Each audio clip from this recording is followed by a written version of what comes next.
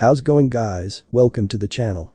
In this video we are gonna see, what if Naruto got harem with Mocha, Ino and Tsunade. Huge shout out to Shadowlight0982 for this story.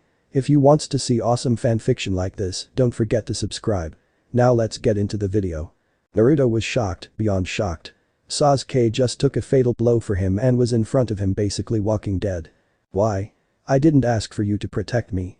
How should I know dope, my body moved on its own.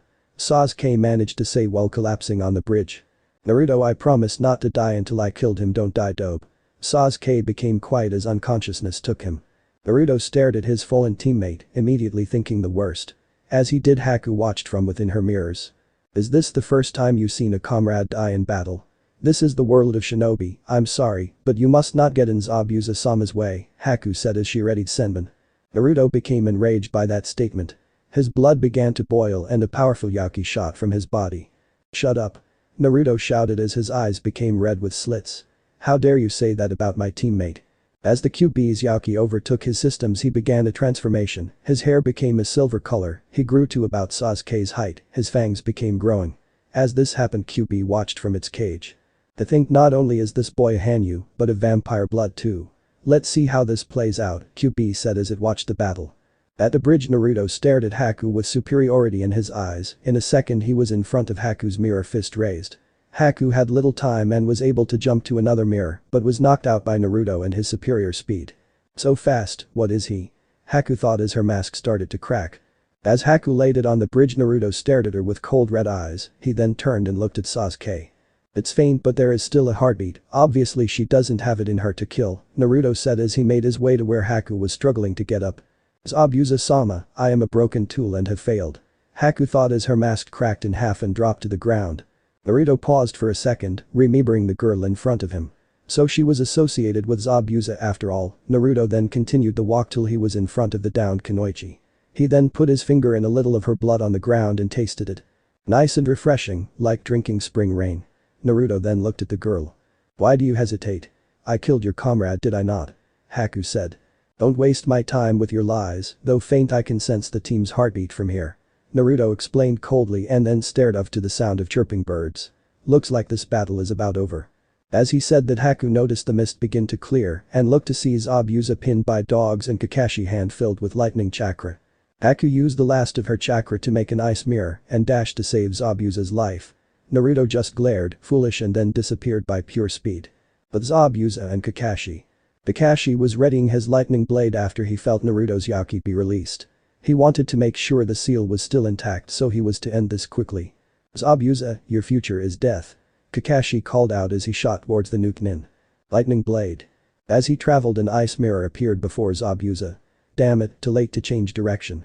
Before the attack could touch Haku, a hand took Haz and moved him towards the side of the bridge, and a foot kicked Haku and Zabuza in the other direction. Kakashi-sensei, they are no longer our enemies, Naruto said to his sensei. What do you mean, Naruto, and what happened to you? Where's Sasuke? Kakashi asked, concerned for his students. Before Naruto could answer, any Gato came along the bridge with an army of bandits. Demon of the bloody mist. Ha, more like a baby demon. Too bad you didn't die, Zabuza, I wasn't going to pay you anyway. I can pay these guys a fraction of what I promised to pay you. Gato yelled out from behind his army. Attack, kill them all but leave the women for. Naruto dashed before him and stabbed his heart with his hand. Fool, thinking you are above this town, you should learn your place. Naruto said before he ripped his hand from Gato's chest, blood splashed as the business tycoon died. As the corrupt dealer died, the bandit screamed and outraged. You killed our meal ticket. Let's go attack the village. Let's kill them all. Before they can move, an arrow shot towards the lead bandit's foot. They all stared to see Olive Wave with various weapons ready to defend their home. If you want this village, you'll have to come through us. Inari yelled and the villagers yelled in agreement. As the bandits were stunned, they were hit with a massive amount of Ki, killing intent. They saw the silvered youth staring at them with murder in his blood-red eyes. The bandits then ran, some jumped the bridge to get away from the bloodthirsty youth. After they escaped, Naruto stared until he fainted on the spot. Used too much chakra. As Naruto fell, he was caught by Kakashi, who was marveling at the former blonde's transformation. Naruto, how much stronger have you become? Naruto opened his eyes and sees himself inside a sewer. He began looking around before standing up. He then feels a presence telling him to follow, and he follows it to a cage. Beside the cage was himself but taller, red slit eyes and longer fangs. Who are you and where are we? Naruto asked his lookalike. Said lookalike turned from the cage and viewed his outer self. I am you, that is all I know. If you want more answers, ask this creature here. Naruto made a gesture to the large cage. Naruto turned to the cage. The large cage was kept shut by a tag with the kanji for seal. As he examined the cage, he noticed two large red eyes stare back at him. So both of you are here, good, this makes it easier, a voice said from behind the bars. What are you and what happened at the bridge? Outer Naruto yelled to the Biju. I too want to know what has happened and our sudden transformation, Inner Naruto said next. I am the QB, king of the Kitsune clan and strongest of the Biju. As for what happened, you seem to have awakened your heritage, young Hanyu. QB said. Heritage?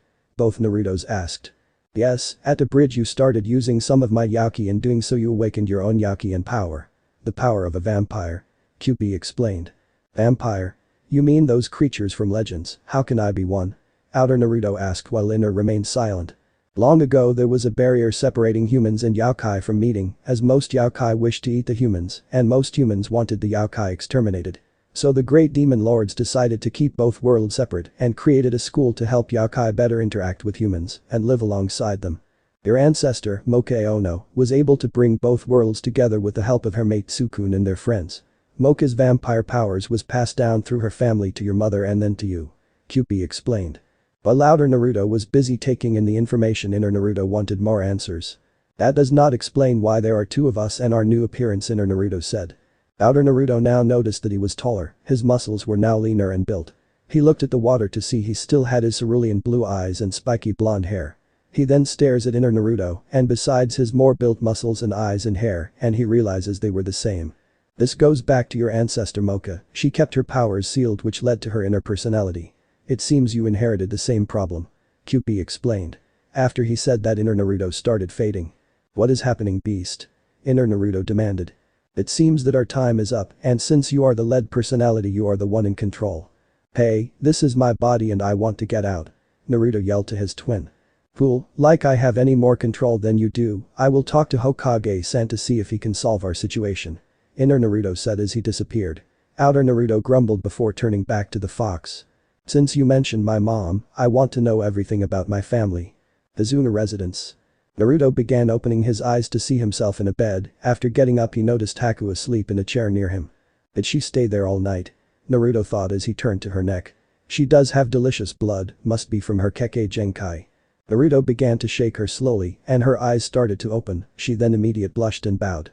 Naruto-san, I hope you are alright, Haku said with her face similar to a certain Hyuga. I am fine, do you know what happened after I blacked out? Naruto asked. Yes, after you killed Gato Team Zabuza-sama and I was able to find his money and give it to the villagers in Wave. Your team took you back here to nurse you and Ichiha-san back to health, Haku said. So the team is fine, I guess that's a relief. Naruto thought. And what about you and Zabuza? After all the commotion, the hunter Nin may be back on your trail soon. Haku then gained a depressed look. We may have to leave and take our chance and stay here, to be honest with you Naruto-san, I'm tired of running around. If you want you may accompany us to Konoha, I can talk to Hokage Dono for you, Naruto offered. Really? Haku said excitedly. Yes, Hokage Dono owes me a few favors and also because of your blood. My blood, you mean my Hyoten? Well that helps, but I mean your blood. Your blood was delicious and I hate too for a lovely Kunoichi's blood to be spilled. Haku blushed before standing up. I will inform Zabuza-sama and tell the other you are well. No need. Naruto then got up from the bed. Haku began drooling at the sight of Naruto shirtless before he put his shirt on and she became disappointed. I will accompany you. They walked downstairs and found everyone in the living room. Inari was the first to notice the two. Naruto, nice and you're awake. This got everyone's attention as they looked to the young vampire. Naruto, I'm glad you're alright, if you could can you tell me about your new appearance? Kakashi asked his student. Of course, all I can guess is that I awakened a new Kekkei Genkai during my battle. I believe Hokage Dono can answer more questions. Naruto said. Kakashi gained a hopeful look under his mask, he knew that he could not speak about Naruto's parents, but with this he can now have Sarutobi tell everything. Sasuke just scoffed. No matter what this Kekkei Genkai is, it is nothing compared to the Sharingan. Sakura just looked impartial. I know I like Sasuke-kun, but he keeps pushing me away, maybe I can get a date when we get back to Konoha. Sha. Are you kidding me? If he didn't respond after being teammates, what makes you he'll respond now? Inner Sakura protested. I just want to find out, if not maybe I'll give Naruto that date he wanted. Time skipped 2 days. After 2 days the bridge was finally complete. Team 7 and Haku looked back at the wave villagers and Zabuza. Zabuza-sama, are you sure you do not want to come with us? Haku asked her father figure. I'm sure, I'll stay here and make sure another tyrant never comes here again. Haku, you deserve a life without suffering, and that is not what I can give you. Go to Konoha and live a peaceful life, my daughter. Zabuza said. Haku been tearing up and ran and hugged her Tusan. After a minute she ended the hug and went back to Team 7, but mostly Naruto's side. They soon began their journey back to Konoha.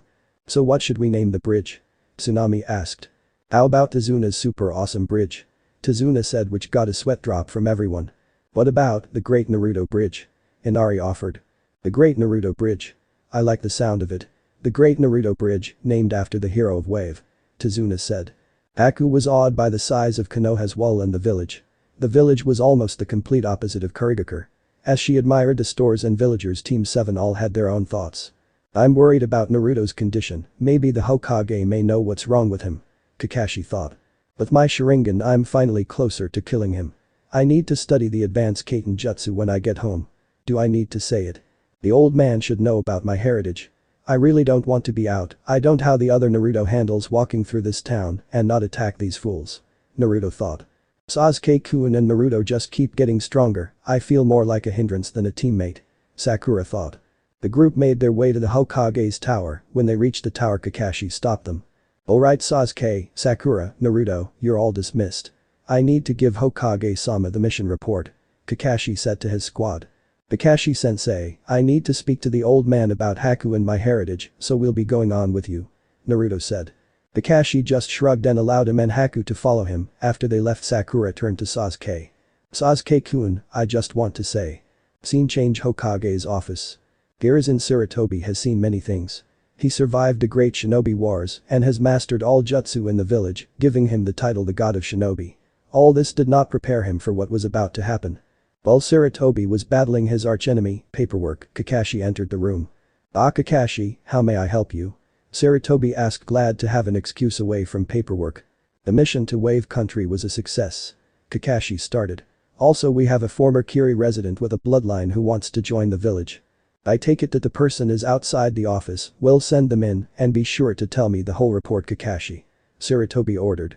After Kakashi gave the okay, Naruto and Haku entered the room. At first Sarutobi was fine until he saw the silver-haired youth in orange. Naruto, is that you? Sarutobi asked. Of course, and I think you may know why I'm like this, Naruto said. Sarutobi sighed and then turned back to Kakashi. Kakashi, leave the mission report and then you are dismissed. Naruto and I need a private moment. Naruto turned to Haku. Haku, can you please wait outside the office for me? Of course Naruto-kun.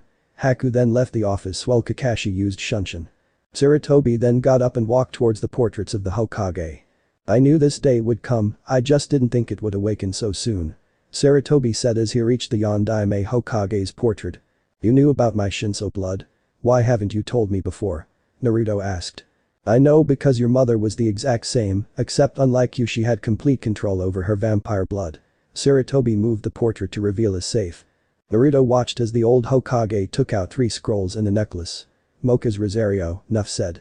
Naruto, I'm sorry I had to keep so many secrets from you, right now you're thinking if you can trust me, but I did all of this to protect you. Sarutobi handed Naruto the scrolls. The first scroll was red with the symbol for Whirlpool.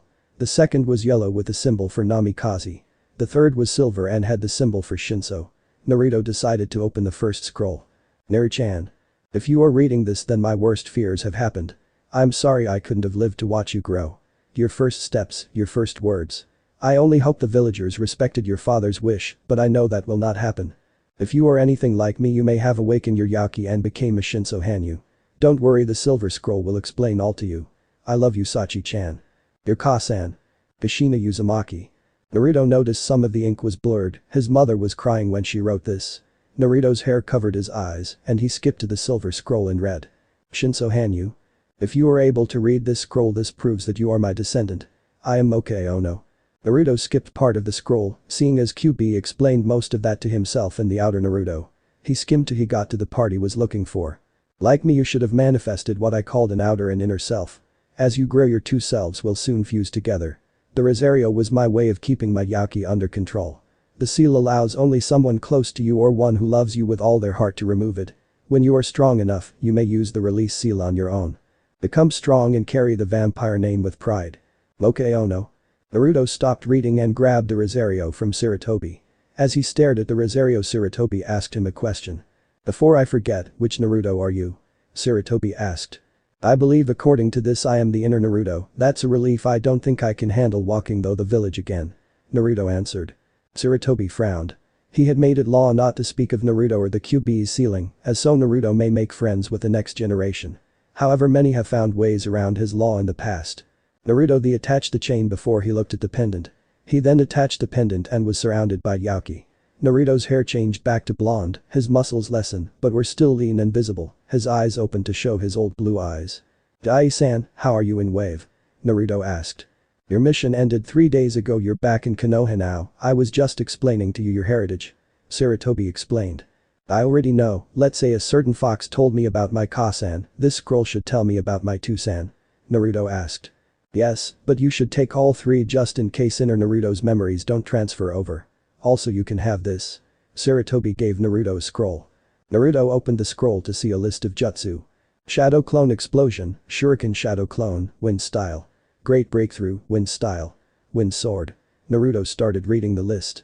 Since you need more jutsu in your arsenal, I picked some safe ones from the Forbidden Scroll. Think of it as an apology for an old man's mistake.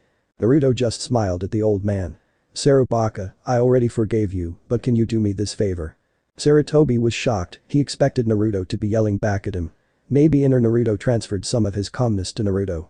Of course Naruto, what is it?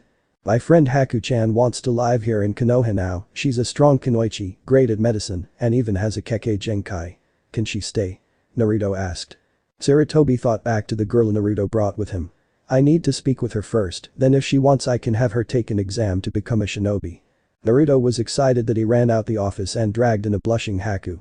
Haku was still shocked that the blonde-haired Naruto had appeared after the silver-haired one. But she was distracted by Naruto's muscles before Sarutobi called her name. So you are Haku, are you not?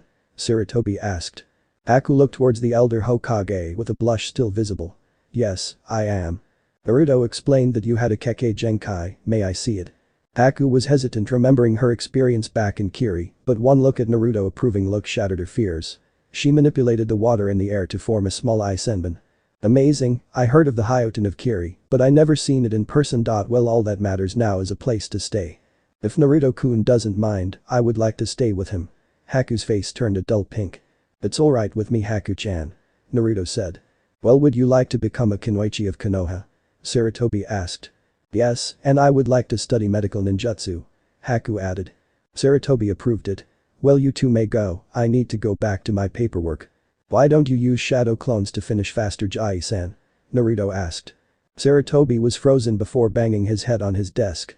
So that's how you did, Minato. While Sarutobi was having a breakdown, Naruto and Haku walked back outside. Well, what do you want to do now, Haku-chan? Naruto asked. If it's okay, I would like to see where you live, Naruto-kun. Haku answered. As the two began their walk, they didn't notice a certain Hyuga watched them leave. Naruto was walking Haku to his apartment since I know Naruto-kun isn't an average shinobi, but he's way different from the Naruto in Wave. Maybe I'll ask him later. Haku thought as she enjoyed the sights of Konoha. I got to get to work on the Shinso scroll and see my 2-cent scroll. Naruto thought. What point is it looking at that scroll? You should focus on mastering your new Yauki before anything else. Inner Naruto criticize. I just want to know what my 2-cent wrote. QB already told me who he is, I just want to see what's in it for myself. Naruto explained to his inner self. As the two were walking, Haku unconsciously walked closer and closer to Naruto, however she felt a shiver go up her spine. What is that Kai? Killing intent, Haku wondered as she started looking around, but both shinobi didn't see the owner of the Kai. Hinata watched them walk towards where she knows is Naruto's apartment. Who is that girl? And why is she so close to Naruto-kun? Hinata continued to glare at Haku before having a small nosebleed at Naruto's new look. When did Naruto-kun get more handsome? Don't tell me now I have competition. Hinata then shunshin from her hiding spot. The duo made it to Naruto's door. Well, here it is, sorry if it's a little messy, it's been like this as long as I remember. Haku was shocked. The apartment was basically a mess, the floor covered in old ramen cups and dirty clothes. She looked to the fridge to find most of the items expired. Naruto, how do you live like this? Haku wondered as she saw the apartment's condition. Naruto just scratched the back of his head. Some places in Konoha don't allow me inside and ramen is the only thing I can buy without it being spoiled or rotten. Haku then grabbed Naruto's hand and started dragging him out. Haku-chan, what are you doing? Naruto asked as even his new vampire strength couldn't escape. We're going to see Hokage-sama about your condition. Haku yelled as she was angry beyond belief. Meanwhile, Sakura was just wandering around Konoha. After what she just experienced, she just wanted to die. Flashback. After Kakashi took Naruto and Haku with him into the Hokage's office, Sakura stopped Sasuke before he could leave. Sasuke-kun, I just wanted to say maybe we could. Stop right there, Sakura. Sasuke interrupted. You are pathetic. Out of the three of us you are the weakest. I've awakened my Sharingan and now I need to become stronger, a useless Kunoichi would just get in my way. Sakura was frozen to the spot and tears began forming. She knew she didn't do much in her shinobi career, but to hear it harshly from her crush. It was all a favor and train and leave me alone. Sasuke then began his walk to the Uchiha compound. Sakura just stared at the ground for a while, then wiped her tears and walked out into Konoha. Flashback end. I can't believe he said that, Sakura said. Shanro, who does he think he is talking to us like that? Inner Sakura said enraged. While Sakura was shocked and angry that Sasuke said what he said, she couldn't argue that he was right. I'm not going to be a burden anymore, I need to find Kakashi-sensei and see if I can get more training. Sakura then ran as fast as she could to the closest bookstore, where else does Kakashi go after a mission? Back to Haku and Naruto. Sarutobi was reading his Icha as his clones finished up his paperwork for the day. And to think you took this secret to the grave, Minato. As he kept on enjoying his book, his door suddenly slammed open and he quickly hid. Sarutobi saw an angry Kunoichi, Haku, and a dizzy blonde Naruto. How can I help you two? Sarutobi asked. I'm sorry if I'm rude, Hokage-sama, but I want to know why Naruto lives the way he does. Haku asked. Haku, well, I see you care for Naruto a lot. Q blushes for Naruto and Haku, but that is only for Naruto to tell. Since you are here, I did forget to give Naruto his pay for the mission with all that was going on. Sarutobi then handed an envelope to Naruto. Since your mission was up to an A rank, I'm sure there's more than enough to help fix up the apartment. Naruto opened the envelope before he froze at the contents. Jai-san, this is way too much, Ryo, are you sure? Sarutobi raised his hand to stop him. That is just the least I can do. Naruto, you cannot get your inheritance until you have turned 16 or have become a Chunin. The Chunin exams are coming in 1 week, I hope to see you at your best. Naruto closed the envelope and then gave Sarutobi a true smile. Thank you, Jai-san, and I'll make you proud at the exams, and I never go back on my word. That's my ninja way. Naruto then turned around with a blushing Haku, and Sarutobi just laughed before returning to his book. Minato, Kushina. You would be proud if you can see him now. Naruto stopped Haku outside the Hokage tower. I know we have to shop for food and everything, but I haven't had Ichiraku for a while, want to join me? Haku nodded. Of course, Naruto-kun, I would like that. Did Naruto-kun just ask me on a date? As the two arrived at Ichiraku, they saw teammate. Hey guys, what's up? Naruto asked as he and Haku reached the stand. Teammate turned around to see Naruto and Haku. Hey Naruto, whoa, what happened to you? Finally sprouted up dope. Kiba asked. Bah, shut a dog, breathe, let's just say I awoken my Kekkei Genkai on my last mission. Oh. This is Haku-chan, I met her in my last mission too. Naruto introduced. All of teammate had different reactions. Kekkei Genkai, I know Kushina-sensei had one, but that Rosario, he can't be. Kuren, I thought. I can't believe Naruto found this hot eye on a mission, and from the looks of it, she has the same look as Hinata-chan. Naruto gets all the luck. Kiba thought. And Uzumaki Kekkei Genkai. Besides the obvious, he hasn't changed, maybe there's more than meets the eye. Shino thought. I knew you were special, Naruto-kun. Wait. That's the girl who went to Naruto-kun's apartment. I may have competition, but I was here first, I won't give up. Hinata thought. So what is your Kekkei Genkai, Naruto-kun? Hinata shyly asked. Naruto sat down and ordered before he answered. It's like a transformation, I can hear and see better and I'm way stronger. Haku sat down beside Naruto and noticed Hinata's look towards Naruto. If she thinks she can be with Naruto-kun, she better think again. As the ramen came to the table, all but Naruto noticed the tension between Haku and Hinata. Ah, young love. Kuren, I thought. Kiba banged his head on the counter. Damn idiot. Shino was just being Shino. After 10 bowls, Naruto then paid for both him and Haku. Well, it's been nice seeing you guys again. Naruto and Haku was about to leave before. Ah no, Naruto-kun. Naruto then turned to Hinata as she began to play with her fingers. I was wondering if we could train together tomorrow. Hinata stuttered out. While everyone else was stunned by Hinata's sudden bravery, Naruto just smiled. Sure thing, Hinata-chan, I'll see you at training field 7 tomorrow. Haku was secretly glaring at Hinata. Sneaky little, she knows Naruto-kun can't resist training. Naruto-kun, do you mind if I came with you? I need to keep up my training as well. Haku asked. This time it was Hinata's turn to glare. That little, this was supposed to be alone time with Naruto-kun. Sure thing, Haku-chan. Now we got to go before the shops close. Naruto then ran off with Haku behind him. As they ran off, Hinata had her Byakugan out full blast. I need to ask Oto-sama about Kasen's jutsu scroll. Time skip. Naruto and Haku were just leisurely walking around. After going to various stores and buying food, furniture, and other things, Naruto was finishing his tour with Haku. You really are clueless, aren't you? Inner Naruto said. What do you mean? Naruto asked. Forget it, Inner then broke the connection. Before Naruto could wonder what that was about, he spotted a depressed Sakura. He then walked up to her as she was just sitting with a depressed look. Sakura, is there a problem? Naruto asked. Sakura then looked and then lost her depressed look. Oh Naruto, it's you, it's just that I found out Kakashi-sensei can't teach me and I want to get stronger. Naruto then tilted his head to the side, confused. I don't get it, how can Kakashi-sensei not help? Sakura then stood up with an angry look that made Naruto back up slightly. It's that jerk Sasuke. First he basically ripped my heart out, then Kakashi-sensei said the council ordered him to only train Sasuke because of his Sharingan. Naruto then gained a sad look. Of course they would want to kick the team ass. Why don't you create your own style, I'm sure you could come up with something. Sakura then got a surprised look. Since when did Naruto give good advice? Please, what you really mean is when Naruto-kun became more handsome. Sakura then gained a small blush. You're right Naruto, that's a great idea, but can you help me? I'm going to need a lot of practice. Sakura asked. Sure thing, in fact me, Haku-chan and Hinata-chan are going to meet at training field 7, you can train with us. Naruto offered while not seeing Sakura's blush or Haku's glare. Sakura then did the last thing anyone thought she would, she hugged Naruto then bowed. Thanks Naruto. I promised to work hard. She then ran home to think of her new style. Naruto was frozen to his spot before he turned back to Haku. Well, do you want to head back? Haku nodded. Yes, I want to see what our clones did to the place. As they walked, Haku only had one thing in mind. I may need my mother's scroll if I want Naruto-kun's attention. At the Hyuga compound. Hinata was walking to her room with a cream white and gold scroll in hand. Naruto-kun never gives up, so I won't give up either. Just watch me, Kasan, Naruto-kun.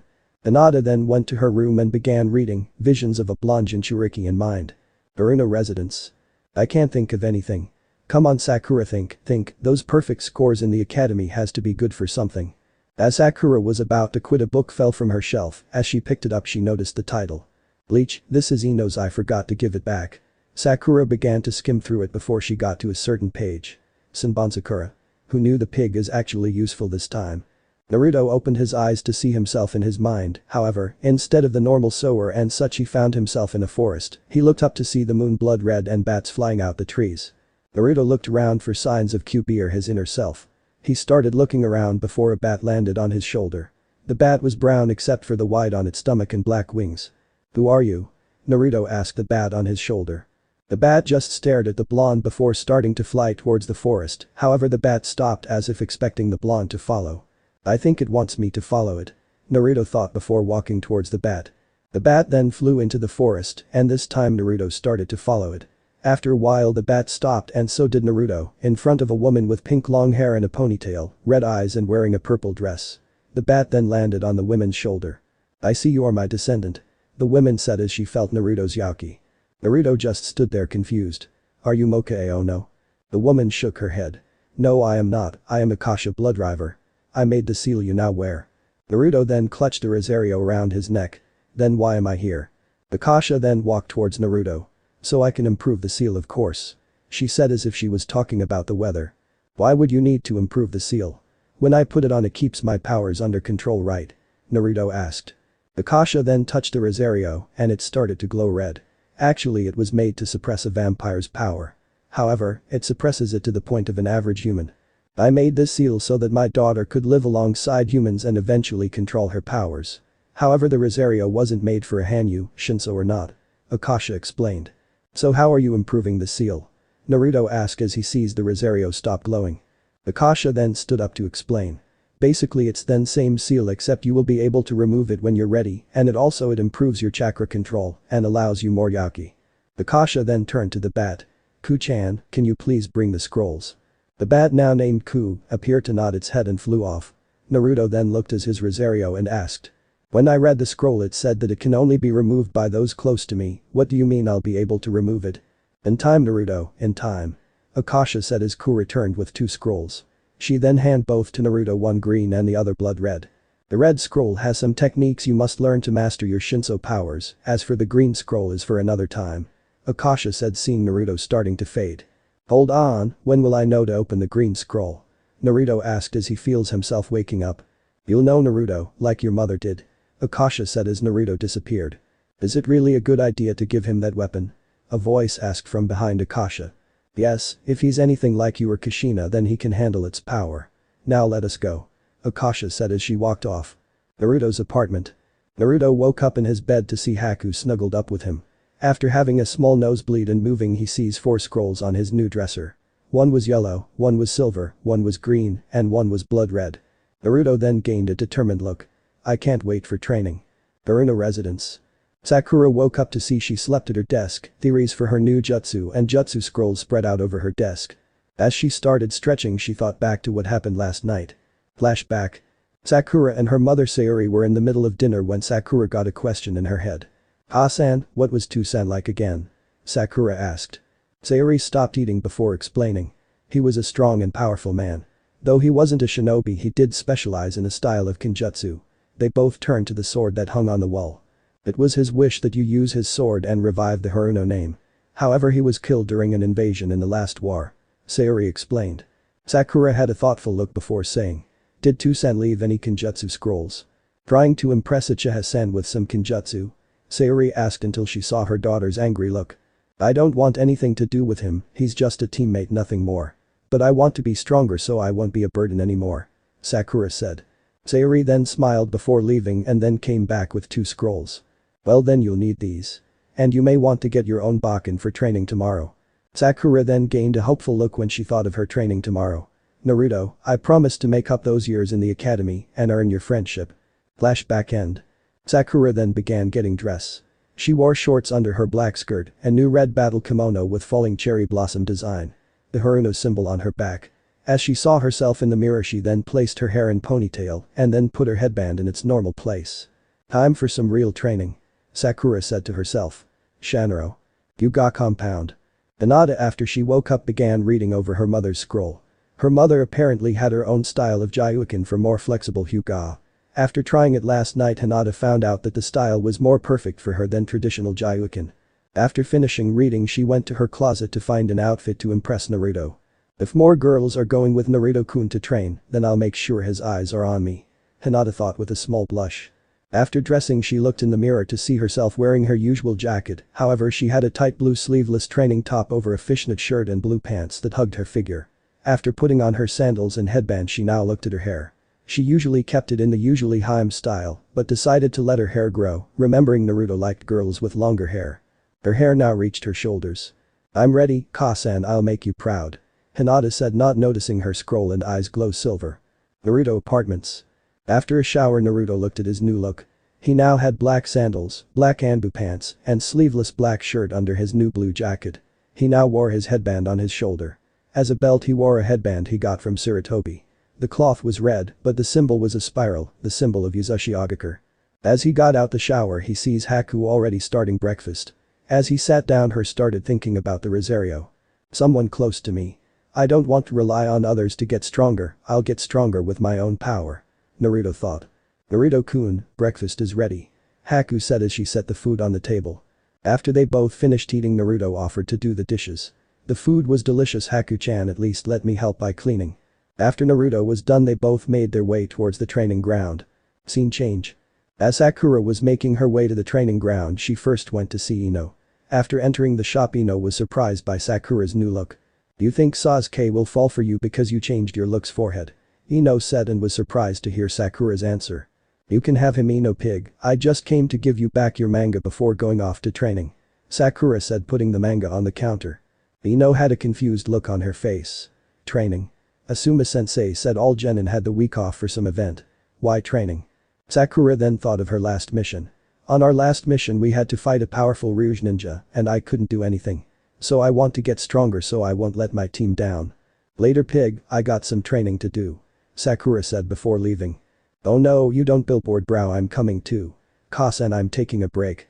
Ino said before rushing after Sakura. Training ground 7. At the forest Naruto and Haku arrived and saw no one else there. Yes, now I can have Naruto-kun to myself Haku thought in her head. I wonder where everyone else is, I wasn't really expected Sakura to be here, but where's Hinata-chan? Naruto thought. If you would pay attention Haruno-san just arrived with some else just now and Hyuga-san is just outside the field. Inner said. Naruto then looked and gained a full blush when he saw Sakura and Hinata when she took off her jacket. Wow Hinata-chan looks really beautiful and so does Sakura-chan Naruto then shook off his blush though Sakura and Hinata were having similar thoughts. Okami is that, Naruto-kun he always looked handsome but now, don't faint, don't faint. Hinata thought as she now resembled a tomato. Who knew Naruto could look this good? Sha, he twice as hot as he was I say we forget training and Sakura then got a deeper blush from the mental image. Ino was the first to break the silence. Naruto. Is that you what happened you look like an average shinobi. If it weren't for your hair I wouldn't recognize you. Naruto then scratched behind his head. Come on Ino-chan I need to look serious sometimes don't I? Soon Sakura then remembered her notes. Naruto I need your help, I think I have the jutsu down, but I want to test it first. Naruto nodded before Sakura dragged him away. While Hinata and Haku both glared at her Ino just looked with curiosity. Sakura and Naruto. Sakura then got into a defensive position. Okay Naruto, throw some weapons please. Naruto reached for some shuriken but was hesitant. Are you sure Sakura-chan, what if your jutsu doesn't work? Sakura then started to plead. Please, I need to get stronger and this is the only way. If you want me to get stronger then please. Naruto paused before throwing a few shuriken. The shuriken flew toward Sakura but before they hit a pink barrier appeared and blocked the weapons. The barrier then faded into Sakura petals before disappearing.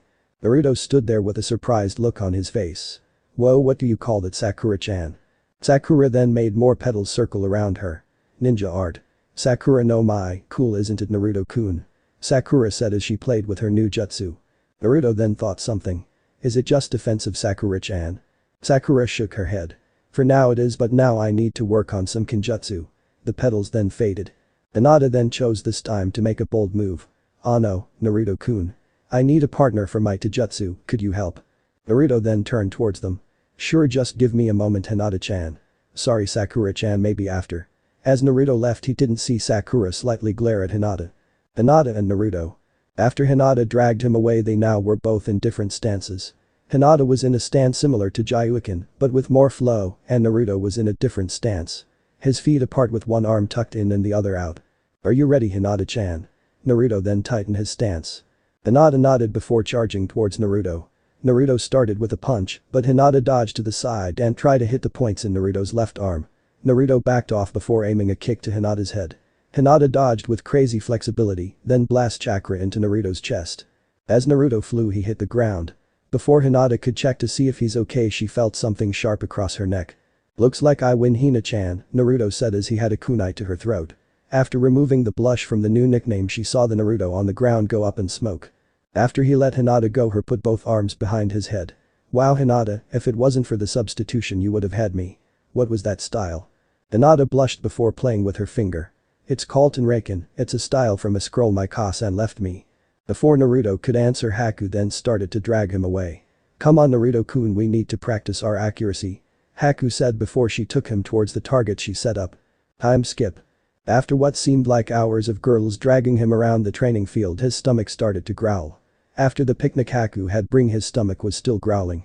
Wow Naruto, even after all that food you're still hungry. Sakura said. Maybe it was from the food. Haku said sadly. Naruto then shook his head. No it's just a part of my Kekkei Genkai. It just means Naruto then got a blush from embarrassment. Means what Naruto-kun? Hinata asked. Just feed from one of them already, you already did from Haku. Inner said. That was you, besides what if they think I'm a monster or something? Naruto thought. You're about to find out, your instincts are taking over. Inner said. Naruto then noticed the blood on Hinata due to their spares. Naruto's eyes had a glazed look and his fangs became more pronounced. Kapachu. Naruto then started to kiss Hinata's neck, at least to the girls. Naruto then started to suck Hinata's blood while said person was frozen was a full face blush. After a minute of shock Naruto then got off of Hinata. Hinata tastes like cinnamon buns. Why are you girls looking at me like that? Naruto asked. Most men would kill themselves to be in the position that Naruto was in right now, surrounded by beautiful girls. However, right now Naruto was wishing he was somewhere else as the kunoichi staring at him for an explanation. Naruto just scratches the back of his head thinking about what to tell them. Oh man, as if this wasn't bad enough that I drank Hinata-chan's blood, now they want an explanation about it. Why not just tell them the truth? Iner asked from his spot in the mindscape. What do you mean tell them the truth? It's likely that they'll hate me or worse. Naruto thought as he thought back to the mobs that used to chase him when he was younger. I sense no ill will from these girls, also Haku seems not to care as I have drunk from her, and the Hyuga only has a curious look on her face. All you basically have to deal with is the gossip queen knows Ino. Iner said just as he cut off their link. Naruto mentally sighed before he turned back to the girls. Before I start explaining I need you all to promise that you'll keep everything that I said a secret. Does this have anything to do with what happened on the bridge? Haku asked as well as gotten Sakura's attention. The bridge, of course Naruto came out of his fight all different and hasn't changed back until I saw him in the village. Sakura thought. Maybe it's a Kika's new bloodline. Iner Sakura added. Naruto nodded and just sat waiting for their answer to his question. Naruto-kun, you have my word that I will never tell your secrets to anyone. Hinata said though with some stuttering. You also have my word Naruto. Haku quickly said not wanting to get upstaged. We're teammates, I'll keep your secret safe Naruto. Sakura said. Since Sakura's my friend I guess I can, besides you probably got tons of blackmail from the academy don't you Ino said. If you keep my secrets I'll keep yours. Naruto closed his eyes and took in a deep breath. Alright then. Naruto started telling them about his childhood. As he told them about the abuse he never told them about the beatings and the mobs or all the horrible events that happened on his birthday. He even got brave and told them the reason for the abuse. The QB Naruto stopped his story to see all of them in tears. To think that Naruto has been through so much already, I remember when he used to help me with the bullies before Ino. And I turned away his friendship just for some attention from the Uchiha. Sakura thought. Naruto really has suffered and yet he still has the strength to smile and laugh as he does. I'll work hard to give him the affection he needs. Haku thought. If only I wasn't so shy then I would have the courage to help Naruto-kun before. I'll work harder to earn your love Naruto-kun. Hinata thought. All this time I just thought he was a goofball with no parents. But he just acted like that to hide all the pain from growing up. It's lucky he hasn't gone insane or left the village. Ino thought. Naruto, thank you for trusting us with that. But that still doesn't explain why you drank Hinata's blood. Sakura said. The reason why I did that was because I'm a vampire or at least half vampire. I don't know about my Two-san, but my Ka-san had Shinso blood and it was passed down to me. Naruto explained. You can't be a Shinso, you don't have pale skin or red eyes or any of the normal traits. Ino said. Naruto then showed the Rosario around his neck. It's because of this Rosario. The Rosario suppresses my Yaki, so this is my normal appearance. When I remove it I use my full Yaki and I transform into my Shinso self. Ino just stared at the Rosario curiously. Can you show us? I can't remove the Rosario by myself yet. Only someone close to me that I consider precious can. Naruto answered. Ino sighed, then gained a devious look. So only someone precious to you can remove it? Naruto nodded but on the inside he was afraid of where this was going. Inner Naruto just watched. Devious, that girl must have some succubus blood in her somewhere. Ino then turned to the other three kunoichi then back to Naruto. I know we're not close so I can't remove it, but if one of them was to remove it. The point that Ino was making started to sink in, cue lightning between Haku and Hinata and a thinking look from Sakura. Sakura, if I can remove the Rosario maybe it will show how much Naruto thinks about me. Will show Naruto our love by removing the Rosario. Haku and Hinata as the two kept with their glaring contest, both had their own thoughts. If I can remove the Rosario then it's one step closer to Naruto-kun's heart. Hinata thought. To get closer to Naruto-kun, I will remove the Rosario. Haku thought. Inside the seal. QB just laughed from the behind the cage, thinking about the situation his container has gotten in. Iner in the meanwhile was just sighing at the trouble that Outer put them into. Training Ground 7. Naruto kept on backing away trying to escape, but his back soon met the trunk of a tree. He turned to the tree and back over to the three kunoichi easing towards him. Ino was right now laughing, but a part of her wished to join the fight. Soon it turned into a comical dust cloud as the three fought for the Rosario with Naruto caught in the middle. As they fought for the Rosario it also caused some clothes to be ripped and some skin to be shown soon Naruto just passed out. The Kunoichi just kept fighting till one soft sound filled the air. Flick. The three were then blown back by a wave of Yaki. As the girls looked, Naruto was covered in crimson-red Yaki. Soon the Yaki took the form of bats and flew away and left the form of inner Naruto before them. As they looked, all four couldn't help but blush at his appearance, but what was different was the scowl he had and the blood-red slit eyes. Inner Naruto just stared at them. "Which one of you has my Rosario?" The girls heard his question, more like command, and looked to see the Rosario in Sakura's hand. Sakura then walked over and gave the Rosario back with a nervous look. "One all the Kunoichi have.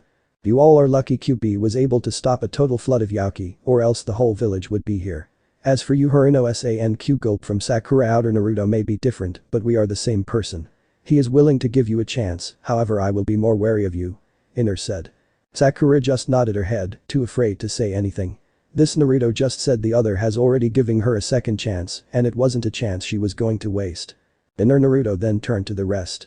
"As for the rest of you, remember to keep this secret because I am not as forgiving as my other self.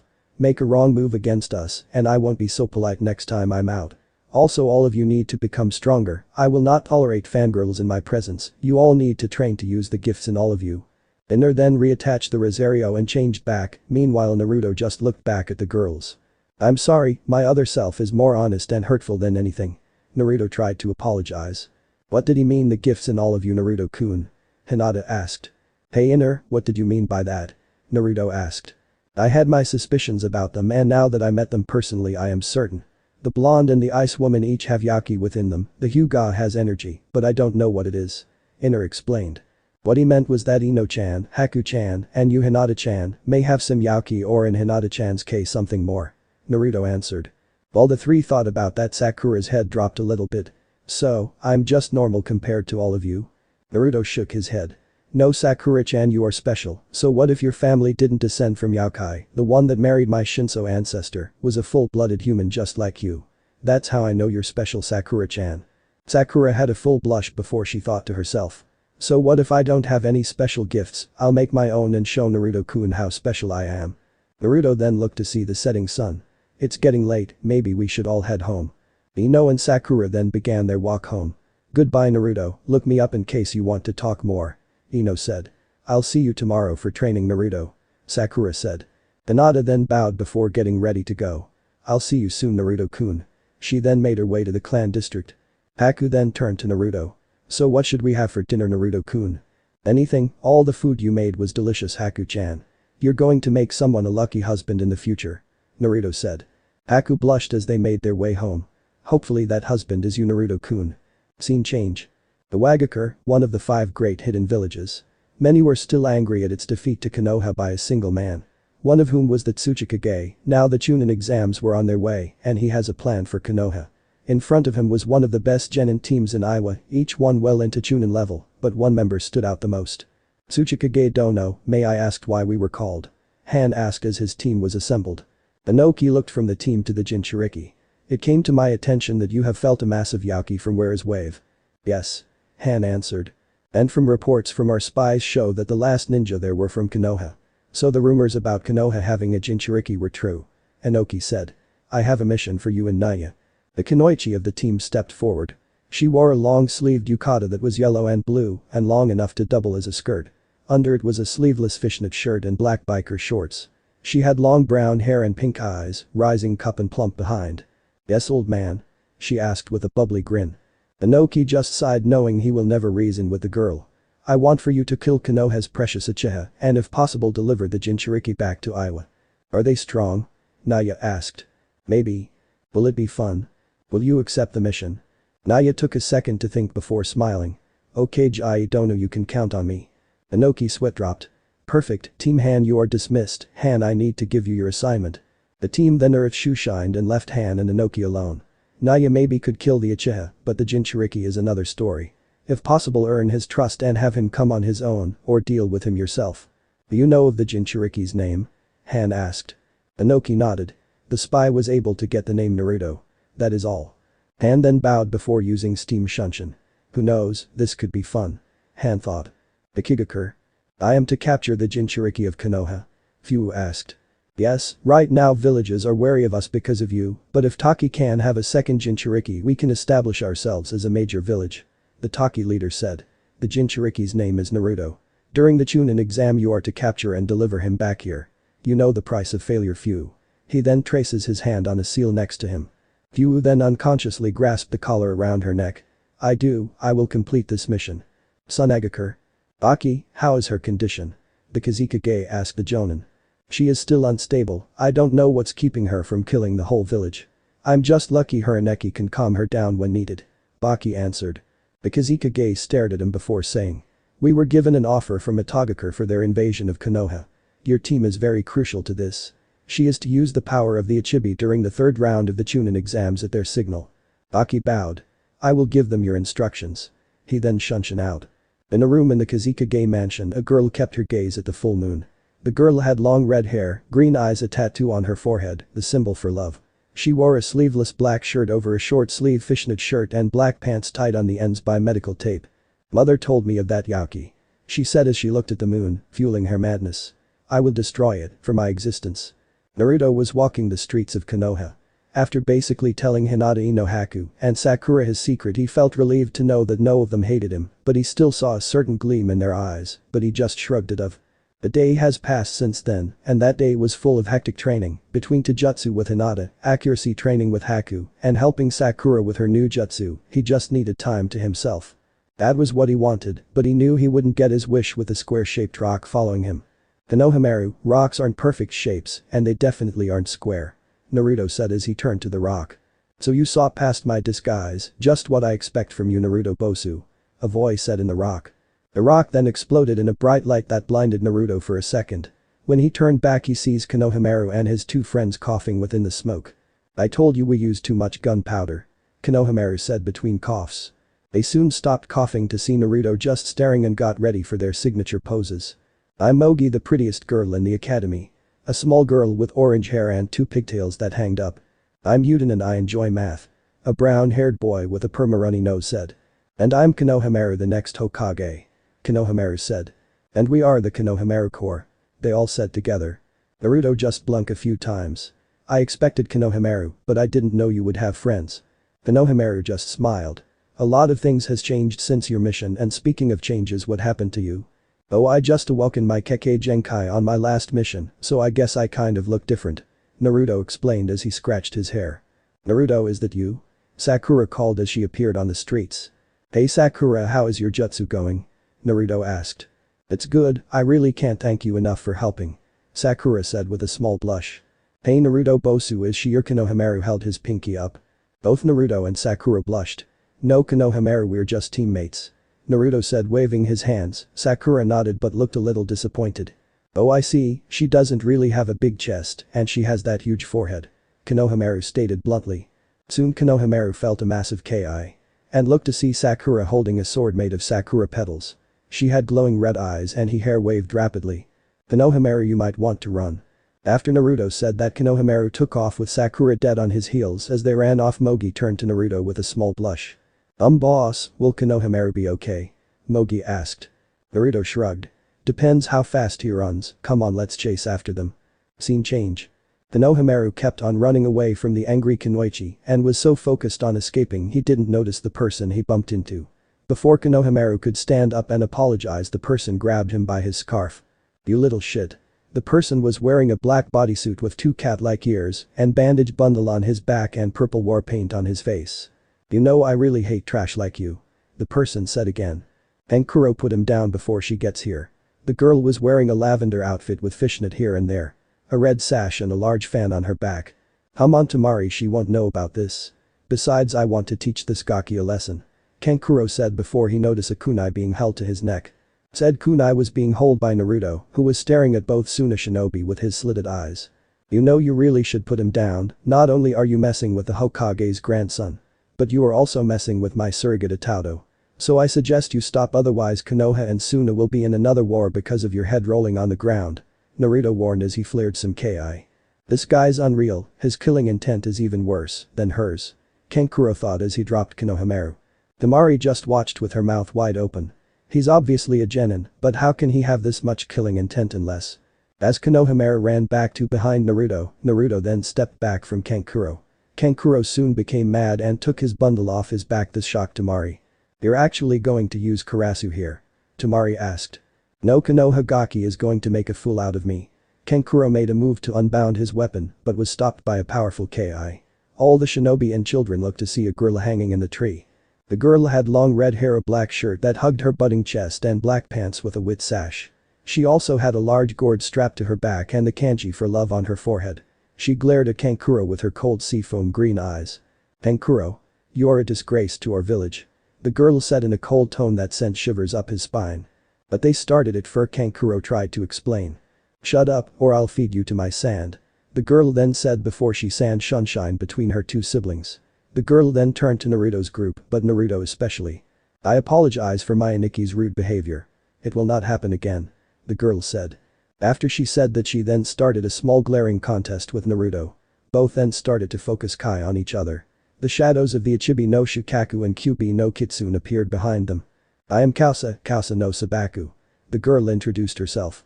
Naruto Uzumaki, and I look forward to fighting you, Kausa-chan. Naruto said with a smirk that made Kausa blush a small bit. Kausa then turned around. Let's go. The Suna siblings then walked off to their destination. Naruto, do you think that they'll be in the exams? Sakura asked. Naruto nodded. Yeah, be careful around, Kausa thought, she may be like me. Sakura nodded, understanding what he was talking about, while the Konohamaru Corps remained confused. After the Konohamaru Corps thanked them and left, Naruto and Sakura then started walking towards Training Ground 7. Scene change. In the distance, the team from Iowa watched. They saw the whole event between Naruto and the Suna siblings. The girl Naya just began licking her lips. This is getting more and more fun. His Ki alone has my heart racing.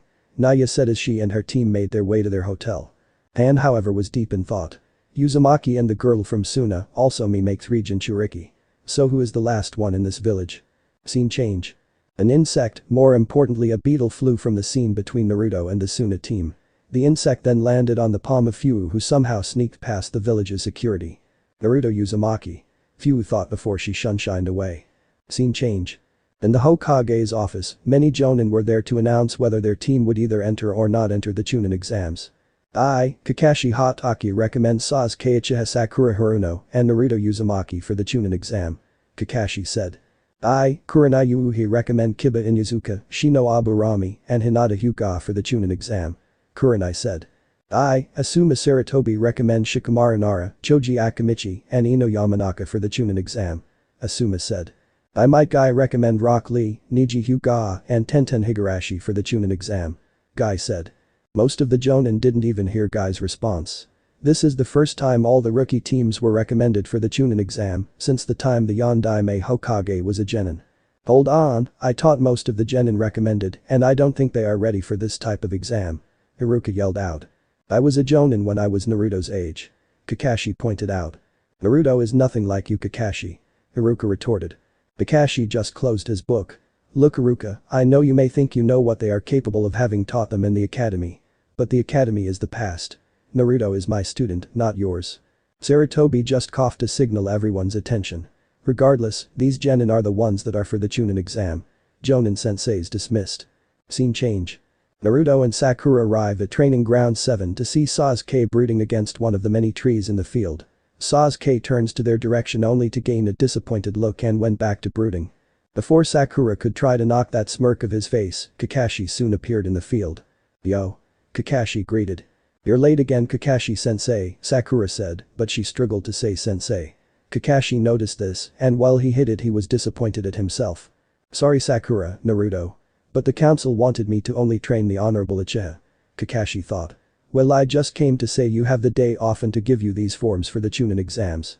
Kakashi then handed the forms to his team. The Chunin exam is an extremely hard test. Only take this test if you think you're ready. Sakura shocked a little bit before Naruto put a hand on her shoulder and gave her a confident grin. Sakura then smiled back and nodded her head. Kakashi saw the exchange and smiled. At least I have 2 people on the team that know the meaning of teamwork. Sasuke soon stood up. I'm entering the exam, don't either of you get in my way. Sasuke then left. Kakashi sighed while Sakura resisted the urge to pound the last Uchiha, while Naruto just gave Sasuke the one-finger salute behind his back. Sakura then left to prepare for the exam before Naruto could leave. Kakashi stopped him. Naruto, there's something I need to discuss with you. Kakashi said. Naruto just stared at his so-called sensei before nodding his head. Konoha Academy. Sakura was standing in front of the building. Today her battle attire consists on a black tank top with Sakura petal designs, red biker shorts, black sandals, gloves which were now in her pocket and a pink scarf around her neck. Sakura was looking over her secret weapon when she sees Naruto walk towards her. "Wow Sakura, what's with the new look?" Naruto asked as he eyes Sakura's wardrobe. "I was thinking since I wanted a new look to go with my new style. So how does it look Naruto-kun?" Sakura said while striking a pose. It looks really good Sakura," Naruto said trying to lower his blush. Sakura just smiled. "Success. I knew Naruto-kun wouldn't be able to resist, you had to be as gay as Uchiha-san to not notice." Inner Sakura said. On cue Sasuke happens to walk towards the academy. Sasuke barely acknowledges any of them and continues walking into the building. Both Naruto and Sakura frown before following him into the building. All three genin soon see a large crowd gather in front of a door guarded by two genin. A boy in a green jumpsuit was on the ground with his teammate trying to negotiate. "Please, we're just trying to take the exam," the girl pleaded with the genin. "Do you think you guys are ready for the Chunin exam? We failed a few times and we barely escape with our lives, now you weaklings want to take it," the boy with spiky black hair and closed eyes said. "You wouldn't last a minute in these exams. I suggest you leave," the other boy with brown hair and a bang covering one of his eyes. As this kept going on, Naruto and Sakura each had their own thoughts about what's going on. "I know for a fact Tenten and Lee are not weak, and even if Neji is a prick he still is strong. So this must be an act," Naruto thought. "This must be a way to reduce competition for the Chunin exam," Inner Naruto said. "There's a low-level gain jutsu on the sign and we only went up one floor. So this must be a test to see who's ready for the exams," Sakura thought. "Sha. All we have to do is pass through and we'll be at the exams. Just as long as Inner Sakura started." "Alright, drop the gain jutsu," Sasuke said, startling everyone. "And people call me the dead last, this idiot just ruined the pre-test. Leave it to the Uchiha to royally screw it up," both Narutos thought. "Uchiha baka. Dumbass," both Sakuras said in rage. The two guards glared at the Uchiha. "So you saw through it, huh?" the brown-haired boy said. "Sakura noticed it when we entered the hall, isn't that right?" Sasuke turned to Sakura, being oblivious to the look of rage she was shooting his way. "I was hoping you would just be quiet and just walk by, but now you went and blew," Sakura shouted. "It's one thing to know about the gain jutsu, but another was ruining the thing keeping weaker teams out," Naruto said. Sasuke let out his signature HMPH. "You may see them as competition dope, but to me they are just stepping stones." That comment earned a glare from all the teams present. Two coming from Team Guy and Team Han. "Like your teammate said, it's one thing to see through the gain jutsu, but another to back up those words." The spiky-haired boy dashed towards Sasuke. As the boy drew out his fist, Sasuke charged forward with his own fist drawn. The two were close to colliding until a green blur appeared between them and blocked their punches in his hands. "This is not the way allies of Konoha act," the blur said. "So fast, I didn't even see him move. And he blocked our fists like it was nothing," Sasuke thought. "Lee, what the hell? It was your idea to hide our abilities," Tenten reminded her teammate. Lee dashed from between Tutu before Tenten bowing. "My apologies Tenten-chan." Tenten sighed at her teammate before turning back towards Sasuke. "So that's the last loyal Uchiha. And it looks like Naruto-kun is here too. Come on, we're leaving," Sasuke said after regaining composure and walking through the crowd. Naruto and Sakura sent him another glare and followed him. Naruto took a second to say hello to Tenten and Lee and shot a smirk towards the two guards. "Guess you have to do something besides guard the gate. Katetsu, Izumo." Naruto then caught up with his teammates. "Hold on a minute," a voice called out to Team 7. "What is your name?" the last teammate of Tenten and Lee asked. "It's more polite to give out your name before asking for someone else," Sasuke retorted. "Like you know about being polite," Sakura thought. Neji stood silent before he noticed Naruto. "Uzumaki." "Yuga." Naruto just stared at Neji. The stare down lasted for about 5 minutes before Sakura decided it was time for them to leave. As they left, they didn't notice a certain green blur and brown-haired girl followed. Team 7 was walking through an empty room before they were stopped. "Be with the attitude. Hold on," a voice yelled from the rafters. Team 7 looked to see Lee, who just jumped to the ground. "My name is Rock Lee." A certain someone said it was polite to introduce yourself first, but I already know you are Sasuke Uchiha, Lee said. "So you know of me, not surprising," Sasuke stated arrogantly. "Yes, rookie of the year in his age group and said to be a prodigy. However, that means nothing to me," Lee said. "Let us battle, there is something I want to prove to you." "I can't see what someone like you has to prove to me. But But if a fight is what you want, I'll humor you. Sasuke said. As the two walked to the center of the room, Naruto shook his head. Baka. Like he has a chance against bushy brows. Naruto, do you know Lee-san? Sakura asked curiously. Yeah, remembered I failed the academy twice, I was there last year in his class. Let's just say Sasuke really has to work if he wants to win. Naruto said. I bet Uchiha-chan over there must not be as good as he said he is. A female voice said behind them. Naruto and Sakura turned to see a girl behind them. What both noticed right away was the Iwa headband. An Iwa kunoichi? Sakura said surprised. Naruto noticed an aura around her, it was an aura of innocence 1 minute and then a bloodthirsty aura. Can we help you? The girl smiled. I was just here hoping to see a good fight, but it seems this fight will be a disappointment. All three then turned to see the punishment given to the last loyal Uchiha. While Sakura watched eager to see Sasuke put in his place, Naruto turned back to the girl. Not to be rude but, who are you? The girl smiled again. Naya Sohin, nice to meet you Blondie-kun. Naruto shook off her bubbly greeting. Nice to meet you too, I'm Naruto Uzumaki. For a moment one of her eyes slitted before returning to normal. Oh so you're Naru-kun, well I'm hoping to fight you sometime in the exams. Naya then earth sunshined away. Naruto then turned to see Sasuke get launched into the air. As this goes on he sees Sasuke's Sharingan was active. Damn it, now he's copying Allies' abilities. Before Lee could finish his bandages were pinned down by pinwheels. Lee landing on the ground while Sasuke just fell on his back. Soon Lee was apologizing to a turtle. The turtle is his sensei? Sakura asked. Naruto let out a disgusted look. No that's a summon, Lee sensei let's just say is. Now you have to face Guy sensei. The turtle announced as he opened his shell. Out of the shell appeared what was an older version of Lee except for the Jonin vest. Hello young genin, enjoy your flames of youth. Sasuke and Sakura now had surprised looks, while Naruto kept a sad look. Before the torture could begin Naruto shunshined Sakura away, leaving Sasuke to the mercy of the green beasts of Konoha. As they appeared at the door they see Kakashi waiting. Yo. Kakashi gave his signature greeting. And where is Sasuke? They all looked to see a traumatized Uchiha walk towards them. Sakura looked to Naruto and Kakashi only to get a I'll tell you later don't ask. Well I'm glad all of you showed up, if not all three of you have arrived I would have sent you away. Kakashi explained. Now go give them hell. Kakashi gave them a one-eyed smile. As they entered the room Naruto remembered their discussion. Flashback. Naruto, there's something I need to discuss with you. Kakashi said. Naruto just stared at his so-called sensei before nodding his head. Naruto I know I have not been a good sensei over the time you all were assigned to me. But there is something I want you to know. Kakashi started. And what is that? Naruto asked. The council insisted that I only focus on Sasuke's training and by insist they threatened my career and with soiling my father's grave. Kakashi explained the council's orders. I went to Hokage-sama and instead of punishing them we decided on a way to get back of them. Kakashi said. And that is? Naruto asked and soon after that an Anbu appeared into the field. That you learned Kenjutsu. The Anbu Kunoichi said before removing her cat mask. The Anbu had long purple hair and brown eyes. Kenjutsu Naruto said. Yes more specifically Kushina sensei's style. Yugao explained to Naruto about her team and his mother's reputation. So you were in a team with Kasan? Naruto asked. Yes and she left specific instructions for this. Yugao then pulled a scroll from her pouch. Naruto do you still have the scroll Hokage-sama gave you? Naruto nodded and pulled out his mother's scroll. Yugao opened the scroll to show a hidden blood seal.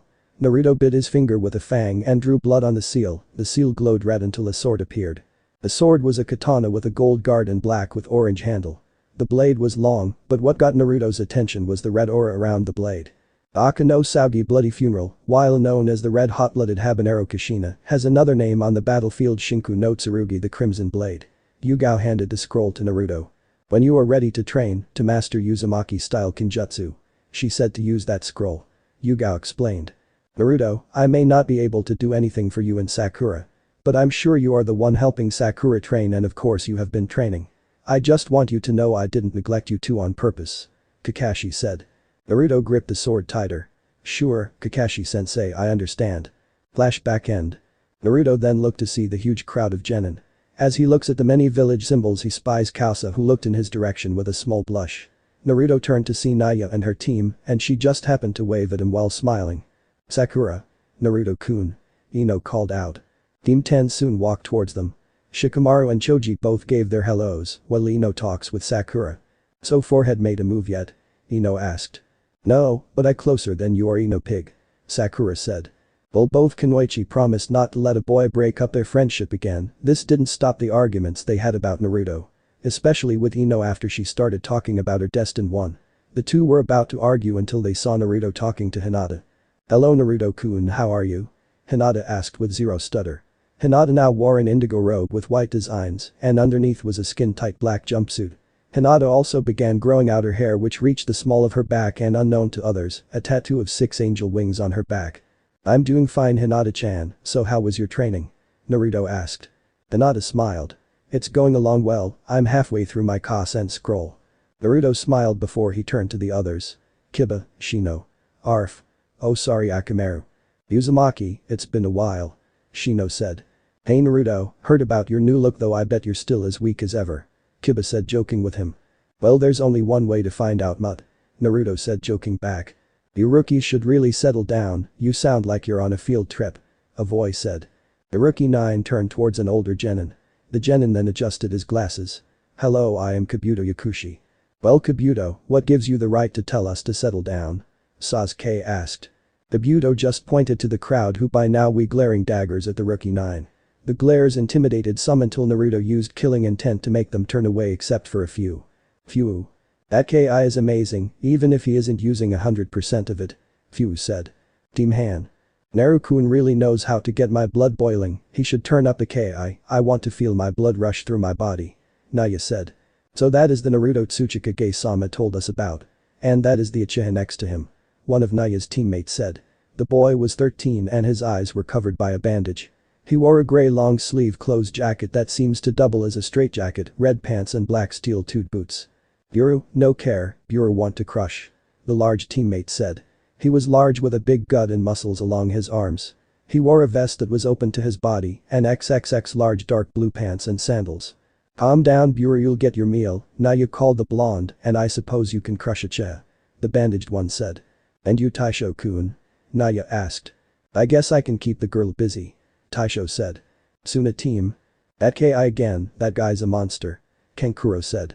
Kausa, are you okay? Temari asked. I'm fine. Ineki Kausa eyes showed a sadistic gleam. Uzumaki will help me feel alive. Rookie 9 plus next bitch, Aka Kabuto. I've taken this exam 7 times, so I have lots of information about the exam with ease. Kabuto then pulled out a deck of cards. My ninja info cards. Kabuto then placed a card on the ground and focused chakra on it. The card then showed a map of all those participating. Do your cards have information about other competitors? Sasuke asked.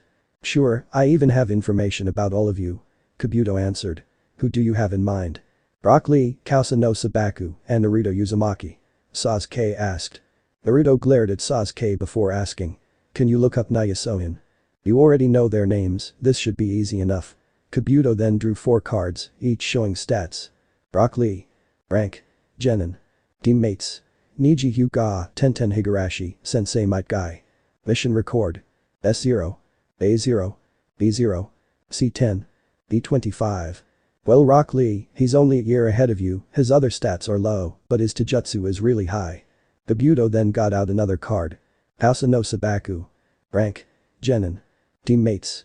Kankuro no Sabaku, Temari no Sabaku, Sensei Baki. Mission record. S0. A0. B1. C15. B10. Kausa no Sabaku, a genin from Suna. Not much information other than she comes from every mission without a scratch. The rookie 9 were shocked. To come back from a B-ranked mission without a scratch was unheard of for a genin. Next up. Kabuto pulled another card. Naya Sohin. Rank. Genin. Teammates. Taisho Joseki, Buru Marushi, Sensei Han. Mission record. S0. A1. B5. C20. B32. An Iwa genin and an unusual one, it says she switches personalities when in battle and comes back from many missions covered in blood. Kabuto said. Finally. Naruto Uzumaki. Rank. Genin. Teammates. Sasuke Uchiha, Sakura Haruno, Sensei Kakashi Hatake. Mission record. S0. A1. B1. C1. B15. Naruto Uzumaki, Kano has most unpredictable shinobi. Ninjutsu and Taijutsu are high with low gain jutsu. It also says he's awake in a new Kekkei Genkai. Kabuto said. Some were surprised at Naruto's stats, Kiba, Shikamaru, Choji, Shino. Others gave Naruto a knowing look, Hinata, Sakura, Ino. One was brooding on how a dope got a B rank and Inochiha did not, Sasuke. Along with some of the others villages the newly formed Atogakure is entering this year. The village is relatively new, so the shinobi may be a little weak. Kabuto said. This didn't go well with the genin from Oto or at least two of them. This made the one in bandages rush towards Kabuto with a strange gauntlet. Kabuto dodged, but soon his glasses broke and he was on the floor vomiting. I thought he dodged. Sakura thought until she saw Herd Akamaru and Naruto holding his ears. Sound, it was sound. Add this to your cards. The genin from Atogakure will become Chunin this year. Soon a large smoke cloud appeared in the room. Alright maggots. No fighting or I'll throw you out. The smoke cloud dissipated to show 10 Chunin, and one of them was Konoha's dark sadist, Ibiki Marino. Welcome to the Chunin exam's first stage. Ibiki shouted. Last time on Rosario Uzumaki. Along with some of the others villages the newly formed Atogakure is entering this year. The village is relatively new, so the shinobi may be a little weak. Kabuto said. This didn't go well with the genin from Oto or at least two of them. This made the one in bandages rush towards Kabuto with a strange gauntlet. Kabuto dodged, but soon his glasses broke and he was on the floor vomiting. I thought he dodged. Sakura thought until she saw Herd Akamaru and Naruto holding his ears. Sound, it was sound. Add this to your cards. The genin from Atogakure will become Chunin this year. Soon a large smoke cloud appeared in the room. Alright maggots. No fighting or I'll throw you out. The smoke cloud dissipated to show 10 Chunin, and one of them was Konoha's dark sadist, Ibiki Marino. Welcome to the Chunin exam's first stage. Ibiki shouted. Ibiki turned to Kabuto and the Oto Nin. You Oto Nin, there is no fighting unless the proctor permits it. Do something like that again and you'll be kicked out this exam. Osu turned to Ibiki. Our apologizes, we're just anxious to start. Well then, all of you come forward and you will receive a number. Ibiki pulls a random number out of box for emphasis. This number will tell you your seat.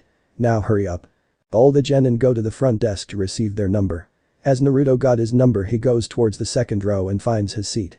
He hears a noise to his right and he turns to see Hinata sitting in the seat next to him. Good luck on the exam Naruto-kun. Hinata said. Thanks, you too Hinata-chan. Naruto thanked her. As their conversation goes on both Ino and Sakura were glaring at Hinata. There's no way she's that lucky to get the seat next to Naruto-kun. Sakura thought. Shanro. She probably used her Byakugan to choose, I call fixed. Inner Sakura agreed. Damn it, I forgot about Hinata's crush on him. And here I thought forehead was my only competition, clever Hinata, very clever. Ino thought. While Naruto was continuing his conversation with Hinata until he felt several presences behind him. He looks behind to see both Kasa and Naya staring in his direction. Naruto was sure he felt a third presence but couldn't find it. Phew. Guzo. If I was any slower he would have spotted me. Phew thought as she stood outside the academy. She decided to leave as soon as she felt the Chunin's presence. As she stared at the window she unconsciously clutches the collar around her neck. Soon, very soon. Phew thought. Naruto. Is there something wrong Naruto-kun? Hinata asked. Naruto just turned back to her and shook his head. No, just a little nervous about this written test. Well if you need any help you can always copy my answers. Hinata offered. No thanks, I should know enough to pass, and if I do fail, I don't want to drag you down with me Hinata-chan. I'll find a way to pass. Naruto said. Alright maggots listen up. As I have told you before the first stage of the Chunin exam is the written test. Here are the rules. There are 10 questions in all. Each of you starts with 100 PTS, every wrong answer loses you 10 PTS, if you are caught cheating, you'll lose 25 PTS get caught cheating 4 times, and you and your teammates are out. Your team's total points will be pulled together to see if you passed. Ibiki stared explaining. I know I can probably manage a 100. And even though I hate to admit it Sasuke could probably manage a high score.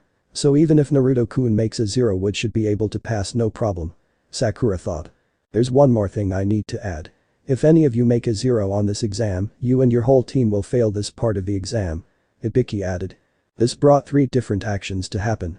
1 the worried looks of Ino and Hinata towards Naruto. 2 the glare and small ki from Sasuke. 3 the glances between Sakura and Naruto. Flashback. Naruto found himself in front of Sakura's door. He was nervous for 2 reasons, Sakura and Sakura's mother. While Naruto was a bit nervous about why Sakura asked for him to come to her house, he wasn't all that eager to meet Sakura's mother. She'll probably be like the rest of the villagers, I heard she was on the civilian council, so she must hate my guts. Naruto thought. Naruto knocked on the door, and the door opened to show Sarah Haruno. Naruto saw exactly where Sakura got her looks from. Sarah had long pink hair and green eyes, she wore a red blouse over a white shirt and had on a pink skirt and normal civilian sandals. Sarah greeted Naruto with a smile. "So you must be the Naruto-kun Sakura has been talking about. She's upstairs waiting for you," Sarah said and then walked towards the stairs. "Sakura, Naruto is here." "Okay, send him up, Kasan," Sakura's voice said from upstairs. Naruto took off his sandals and started to walk towards the stairs but was stopped by Sarah. "I know you're thinking I'm like the rest of the people on the civilian council." Sarah took Naruto's silence as a yes. "I'm not going to lie to you, years ago I too thought you were the QB.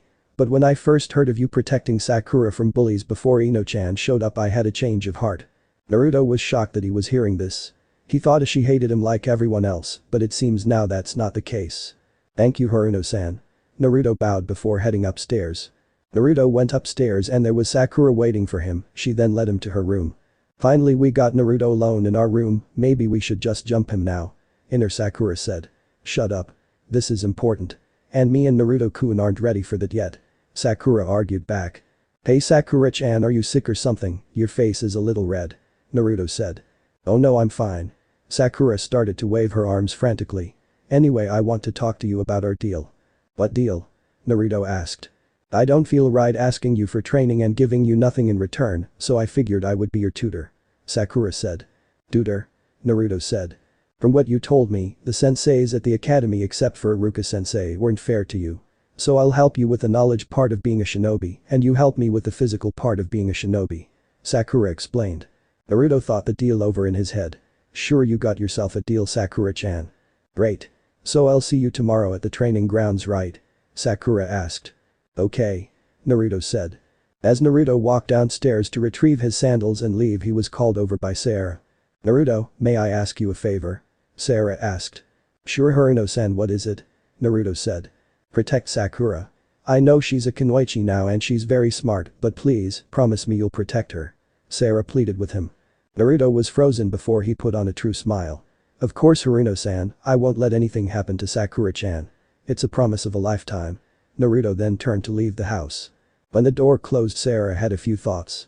"Arigato, Naruto-san." She then turned around to a picture on the wall. It was a picture when Sakura was born, a baby Sakura, a younger Sarah, and a man that must have been Sakura's father. He had long black hair, softer green eyes, and a jonin outfit with a sword on his back. "Renji-kun, I know I had my thoughts about Sakura becoming a ninja. It looks like those thoughts don't matter anymore. Hopefully Sakura will stay safe." Flashback end. Naruto looked at the 9 questions in front of him. Even if Sakura was helping him with his intelligence, some of the problems seem impossible to answer, at least without cheating. A thought suddenly went through Naruto's head. "The point of this exam is to cheat, it's information gathering," Naruto thought. "I was wondering when you would notice, I know you felt the sudden small bursts of chakra, even Hyuga-san to your right. Not everyone is as intelligent as Haruno-san, so the only way is to cheat," Inner Naruto said. "Well then, he goes nothing." Naruto then closed his eyes and focused chakra to his ears, he then heard the barking of Akamaru, he used QB to figure out what Akamaru was saying and then started writing. Around the room everyone was using their own personal skill to obtain answers. Sakura of course answered all the questions correctly without aid. Sasuke was lucky to be seated behind a secret chunin and used his Sharingan to copy his answers. Shikamaru used his shadow to give him and Choji the correct answers. Ino used her mind possession to see Sakura's answers. Niji and Hinata both used their Byakugan to see the answers. Kiba used Akamaru. Shino used a fly in the room to receive his answers. Kausa was using her sand and third eye to copy answers. Tenten was able to string mirrors on the ceiling to give answers to her and Lee. The Odo team used the vibration from pencils to find answers. The Iwa team was able to pass information by using the dust. Soon it was time for the 10th and final question. A few teams have been caught cheating and were failed. Ibiki then walked to the front of the class. "Before I give the final question there is one thing I need to ask. Do any of you wish to quit and leave now?" Ibiki offered. "Why would we quit after making it this far?" Tamari asked. "Good question. Because whoever gets the final question wrong will never be able to become Chunin ever," Ibiki shouted. This got mostly shock and outrage from the teams. "What, several genin have took this exam 2 or 3 times?" A random genin said. "Well, those genin didn't have me as a proctor last time. Now I'll offer a chance to quit again, anyone who quits will have another shot of becoming Chunin next year, but as I said before, failing means being banned from the Chunin exams," Ibiki said. Ibiki allowed the teams to make their choices, several was starting to chicken out and promptly quit and left with their team. Naruto looked to Sakura and Sakura looked back. Both have done much training to prepare for the exams and they were not about to quit. Ibiki then looked at the remaining genin. Is that all? Are you really risking your shinobi career on a single question? Naruto banged his fist on the desk making a small crater. Come on Scarface, give us the question already. Ibiki smirked. Well if it isn't Uzumaki. Let's see how much you've grown kid. Are you sure you may never become Chunin ever again? Ranks mean nothing if you don't have the strength to back up your rank. Even if I'm a genin I'll just keep growing stronger and stronger, nothing is going to keep me from my dream. Not you. Not this test. Nothing. Naruto shouted with a determined look. Naruto's courage started to spread throughout the room and soon one thing was on everyone's mind. No one was quitting. Ibiki gained an amused smirk. Well if that's the case you all pass. This got confused looks on all the competitors. What do you mean we pass? Naruto asked. There was no 10th question, or should I say the choice to take the question was the question. Information is a powerful thing, sometimes you may be asked to go on a mission with limited to no information. As a shinobi you must have the will to accept your mission and the drive to complete. Ibiki took off his cap showing the many holes and scars on his head. Also information on your villages is precious, you must protect that information with your life. He's been tortured. Sasuke thought. Well now that's done you just have to wait for the next proctor, I wish you luck in the next exam. Ibiki said. Soon an object shot from the open window onto the wall, the object opened up to show a kunoichi and a banner. Presenting the sexy and single Anko Mitarashi. Anko you're early again. Ibiki said. As long as I'm earlier than Kakashi usually is who cares. Anko then looks at the rows of shocked genin and turned to Ibiki in surprise. All these teams passed. Have you gone easy on them? No, we just happened to have a good batch of genin this year. Ibiki silently pointed to Naruto's direction which Anko noticed. Anko turned to Naruto's direction, so Nachan is taking the exam. Well let's see how far he goes. Alright maggots, meet me at training ground 44 in 1 hour or you all fail. Anko made her way to the door and the genin proceeded to follow her. As Naruto was walking he was stopped by Naya. That was a good speech you made and all Naru-kun. But that got me wondering, do you have the power to back up your words? Naya asked in her regular bubbly tone. There's only one way to find out, maybe if you're lucky we might be able to fight in the next exam.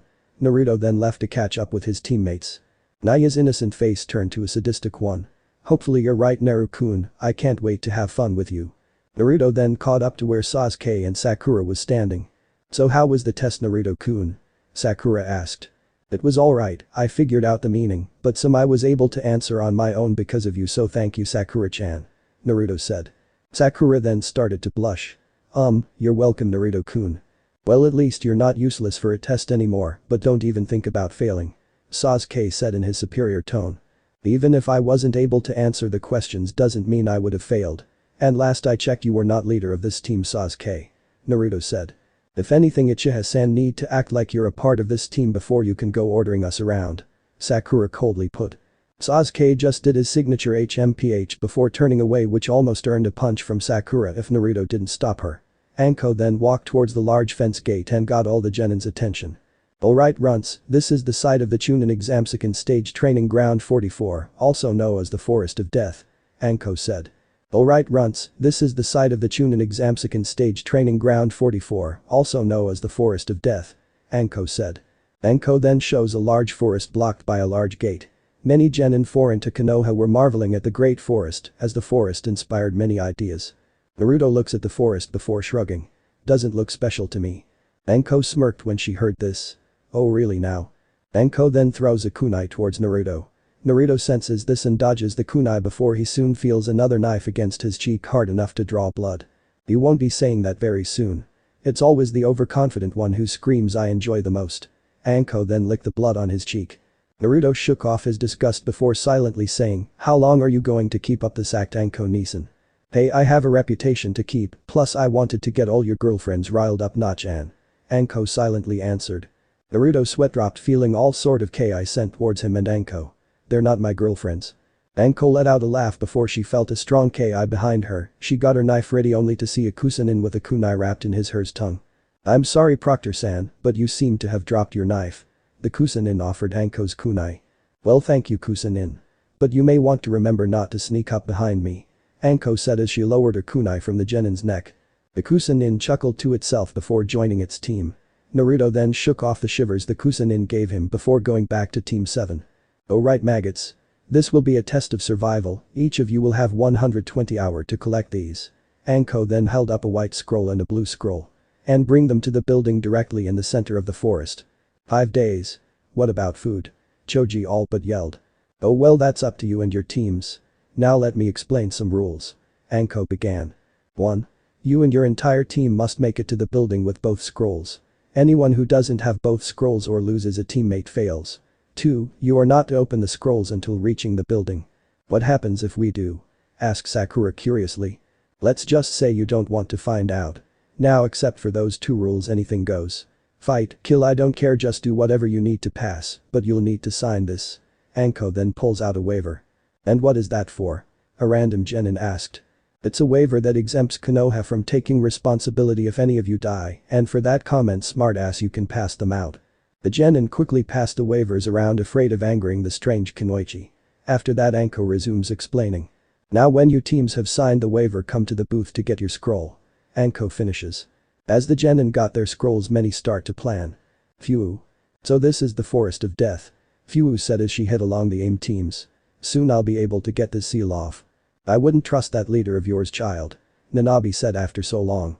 Nanabe? How? I thought those seals were meant to seal our minds apart. Phew thought, surprised to her from her Biju after so long. I was able to overpower the seal that seals our minds apart. I haven't however found a way to remove the collar. Nanabe said sadly. It's okay, when we take out the Kyuubi Jinchuriki they'll have to remove the seal. Phew thought. I doubt that Phew, but I do want to see what has happened to Kyuubi. Who knows, maybe I'll enjoy the fight. Nanabe said. Team Han. Does everyone remember the plan? Taisho asked. Buru smash teams. Buru smash Uzumaki and Uchiha. Buru yelled. Now Buru-chan. Naya said after the genin's rampage. You can play with Uchiha all you want, but Naru-kun is mine. Taisho then stopped both of them. Buru and I will follow the exam, Naya will go after Uzumaki. I always love your plans, Taisho-kun. Naya agreed and then turned to look at Team 7. Now maybe me and Naru-kun will get to play together. Odo team. Now remember. We are to attack the Uchiha's team during this exam. This is an order from Orochimaru-sama. Dosu reminded his teammates. Here the kin, don't screw this up. Zaku warned his female teammate. Whatever. Kin argued back. Tayuya, I wish you were here. Team Kusa. You both are to make sure both Kabuto-kun's and Dosu-kun's teams pass. Orochimaru told both his subordinates. What about you, Orochimaru-sama? One subordinate asked. I'll be testing Sasuke-kun and see if he's worthy of my power. Orochimaru said. Team Guy. Alright, soon as we get into the forest we will formulate a plan. Niji said. Hi Tenten said. Hi Lee said. Team 10. Alright, as soon as we get the scroll we go after the weakest teams. Shikamaru said, but sweat dropped as he saw Choji. 5 days without food, I'll starve. Choji moaned along the ground. Come on Choji, the faster we get through the faster you get some barbecue. Ino said. Fine. 5 days, we'll pass in 1. Choji yelled. Troublesome, Ino, if worse comes to worse, Shikamaru said. Don't worry Shika, if everything goes well I won't have to use it. Ino said. Teammate. Shino. Kiba said. I already sent some insects into the forest. It is dangerous as only a few of my Kakashi returned, but it's perfect for ambush. Shino said. Alright, we're going to rule this exam, right Akamaru? Kiba said. Akamaru barked confidently to Kiba before backing away in fear. Kiba and Shino looked to where Akamaru was and also backed away, seeing Hinata covered in a hateful aura staring at Anko. Hinata, we need to focus on the exam. Kiba said silently. Of course, I'm sorry. Hinata said, smiling at her team while still covered in the aura. Team 7. Naruto walked back to his team with a scroll after having a talk with Anko about the Kusa team and Kabuto. He now has to focus on the exam. Oh, which scroll do we have? Sasuke asked. Heaven, Naruto asked. Ironic, isn't it? Inner Naruto said, with Naruto agreeing with him. Good, give it here. Sasuke said in his superior than you tone. No thanks. Naruto walked past him to Sakura. Here, Sakura-chan. Sakura stared at the scroll before looking to Naruto. Are you sure, Naruto-kun? The greatest skill of a shinobi is deception. Most teams will probably think me or Sasuke team has the scroll. No one will think you have the scroll, and even if they did you're strong enough to protect it. Naruto said with his fox grin. Sakura blushed before accepting the scroll. Of course, I'll take good care of it, Naruto-kun. Shanro. If Naruto-kun trusts us then we can't fail. Inner Sakura said. Sasuke glared before turning to Sakura. Give me the scroll now. Sakura just shook off Sasuke's request. No thanks you-kun. I think I'll take care of the scroll. Naruto laughed at the pun while Sasuke just humphed away. Alright maggots, go to your assigned gates and wait for the signal to begin. Anko ordered. As the teams got to their gates, Anko had one last thing to say. Alright, before the gates open, one bit of advice. Try not to die. Anko said, and then the gates opened, allowing genin to start pouring into the forest. Scene change. After the gates opened, Team 7 then shot towards the forest. Soon Naruto stopped, suddenly sensing someone. Seeing this, Sakura stopped and reluctantly so did Sasuke. What's the matter, Dobe? Second thoughts? Sasuke asked. No, nature calling, I'll be back. Naruto said as he walked out of sight. As Naruto got away from his team, he then started getting serious. Alright, come out. The aimed-in jumped from his hiding spot, intent on killing the blonde.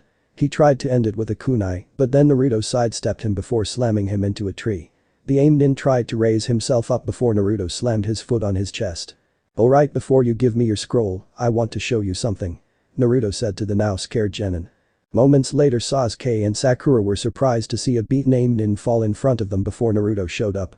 Sakura, after looking at the twitching body before looking to Naruto. You tried that genjutsu, didn't you? Naruto scratched his head. I couldn't resist, it's the only genjutsu I got to work. Sasuke silently glared, hearing about Naruto learning something he didn't before turning away. Let's go and try not to get separated again, Dobe. Naruto glared before smiling. Sure thing, you-chan. The tick mark formed on the back of Sasuke's head before jumping away, followed by two laughing Sakura and Naruto. As they were jumping, Naruto jumped toward Sakura. Sakura, maybe we should have a password to make sure no one impersonates us. Naruto offered. Sakura nodded, thinking it was a good idea. Should we tell Sasuke? Naruto shook his head. No, only one person alive can be that broody and emo. This got a laugh from Sakura. As they were jumping, Naruto then sensed a large amount of chakra. Everyone look out. Naruto's warning came too late as a gust of wind soon picked up. Sasuke and Sakura were hanging to their branches with chakra, but Naruto was midair and was swept away. Naruto-kun. Sakura yelled. Oh, I wouldn't worry about him. A voice said from above them. They looked to see the Kusanin from before. You should be more worried about yourselves. The Kusanin then sent a large wave of Ki. Naruto. Ouch, that was painful. Naruto said as he got up from the ground. Naruto then looked to see a large snake eyeing him hungrily. The snake was about to strike before a figure jumped from the trees and slammed its fist onto its head. The snake's skull was hit with enough force to crack its skull before dispelling. The figure then got off the ground before looking towards Naruto. Naruto Uzumaki Fu then got in a fighting stance. I'm going to have to kill you. Now hold on a minute. Naruto then looked to see Naya just now earth Shunshin into the clearing. Naya then looked towards them, smiling. If anyone's playing with Naruto-kun, it will be me. As they were jumping, Naruto then sensed a large amount of chakra. Everyone look out. Naruto's warning came too late as a gust of wind soon picked up. Sasuke and Sakura were hanging to their branches with chakra, but Naruto was midair and was swept away. Naruto-kun. Sakura yelled. Oh, I wouldn't worry about him. A voice said from above them. They looked to see the Kusanin from before. You should be more worried about yourselves. The Kusanin then sent a large wave of Ki. Naruto. Ouch, that was painful. Naruto said as he got up from the ground. Naruto then looked to see a large snake eyeing him hungrily. The snake was about to strike before a figure jumped from the trees and slammed its fist onto its head. The snake's skull was hit with enough force to crack its skull before dispelling. The figure then got off the ground before looking towards Naruto. Naruto Uzumaki Fu then got in a fighting stance. I'm going to have to kill you. Now hold on a minute. Naruto then looked to see Naya just now earth Shunshin into the clearing. Naya then looked towards them, smiling. If anyone's playing with Naruto-kun, it will be me. The two Jinchuriki's attention was now on the Iwanin in the trees. Naya still kept her smile, but the area was soon flooded with killing intent. Naruto unconsciously clenched the Razario before pulling his hand away and drawing a kunai. Without Sakura or any of the girls here, I can't transform the normal way. Looks like I'll have to fight without my Shinso power for now. Naruto thought. Scene change. In Naruto's mindscape, the two inhabitants were also watching the battle. QB looked at the scene with small curiosity, while inner Naruto still kept a calm neutral look. What now, Shinso kid? Both of those vixens are too much for the ninja kid without Izuyaki. QB stated. I know that. However, inner Naruto then showed the Biju a fox-like smirk similar to Naruto's own. When the time calls for, I'll step in and take over. QB then let a chuckle fly out its gigantic maw. Really then? A battle between Biju, mortals, and vampires, this will be interesting. Scene change. Naya's smile then turned into a hurt look. Naru-kun, you shouldn't be playing with other girls when you have me to play with. Naruto quietly saw through the act. What are you doing here, Naya? I figure your team would be at the tower by now. Naya then regained her smile. Oh, we don't care about this exam, even with Tsuchika Gage Iasen's orders I wouldn't care. Our orders are to kill Uchiha-san and capture you, that's all. From the killing intent you're pumping out doesn't seem like all. What's your real reason for being here? Naruto then turned to Fu. And before I forget you too. My orders are to capture the Jinchuriki of Konoha. Fu said with a neutral look. Well, I'm certainly popular, aren't I? Iwa and Naotaki both wanting to capture me. Well, let me just tell you both one thing. Naruto then pulled out a red scroll. He then opened it and pulled out a sword from the scroll. Naruto then raised Shinku no Tsurugi to both Kunoichi. I'm not going anywhere without a fight. He's got guts, I'll give him that. Fu thought. I agree. Fu, let me know when you need my chakra. Nanabi said. Alright. Naya just continued to smile. Good, this would get too boring if you didn't try. Naya then went through several hand seals before jumping high into the air. Naya crossed her arms in front of her as she floated in midair. Naya then looked at Naruto with cold eyes. Try not to die too quickly, Naru-kun. Nanabi. Fu quickly thought. On it. Nanabi then sent a small amount of chakra to Fu. Fu's skin then took on a glassy shine. Naruto then got himself in a ready stance with Shinku no Tsurugi. Naruto then began channeling chakra to the blade and it began glowing blue. Here goes nothing. Naya's body then began to glow a white aura. The aura then became solid before breaking into thousands of white shards that hovered in the air. Naya then pointed down and all the shards then pointed towards the two Jinchuriki. Ninpo. Kongasoha, AN. The name is from Inuyasha, this move however is mine. The white shards began raining down towards the ground.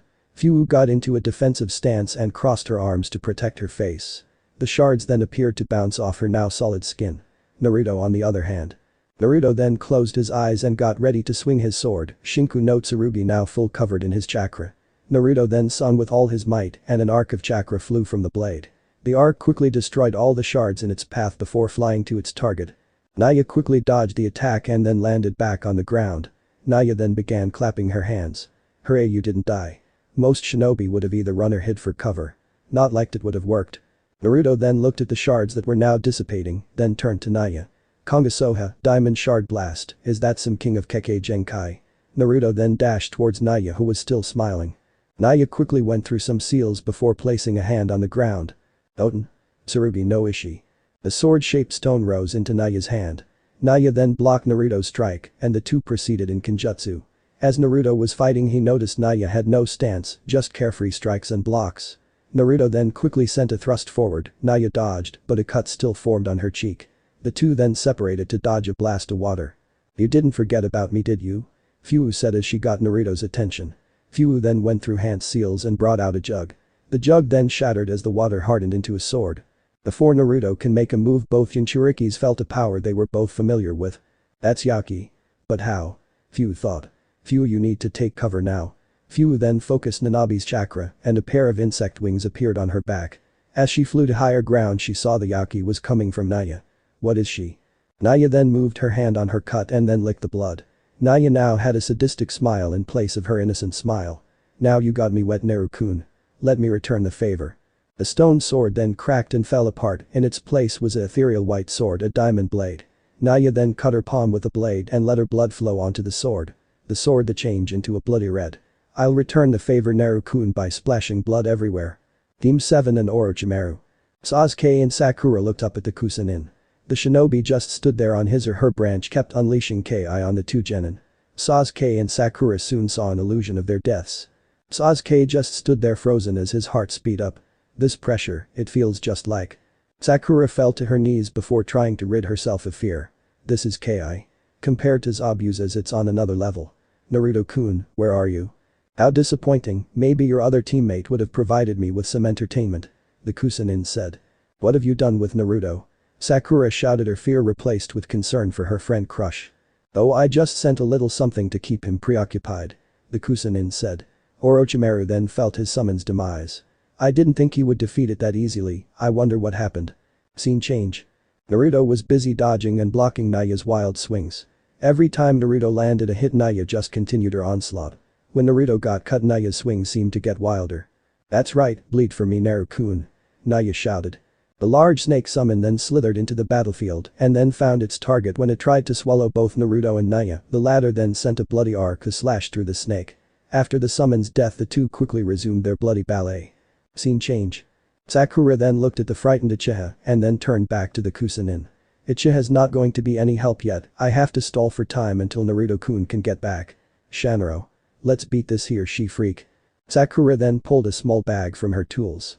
Sakura then opened the pouch and the cherry blossoms began surrounding her form. Sakura then let all the petals surround her.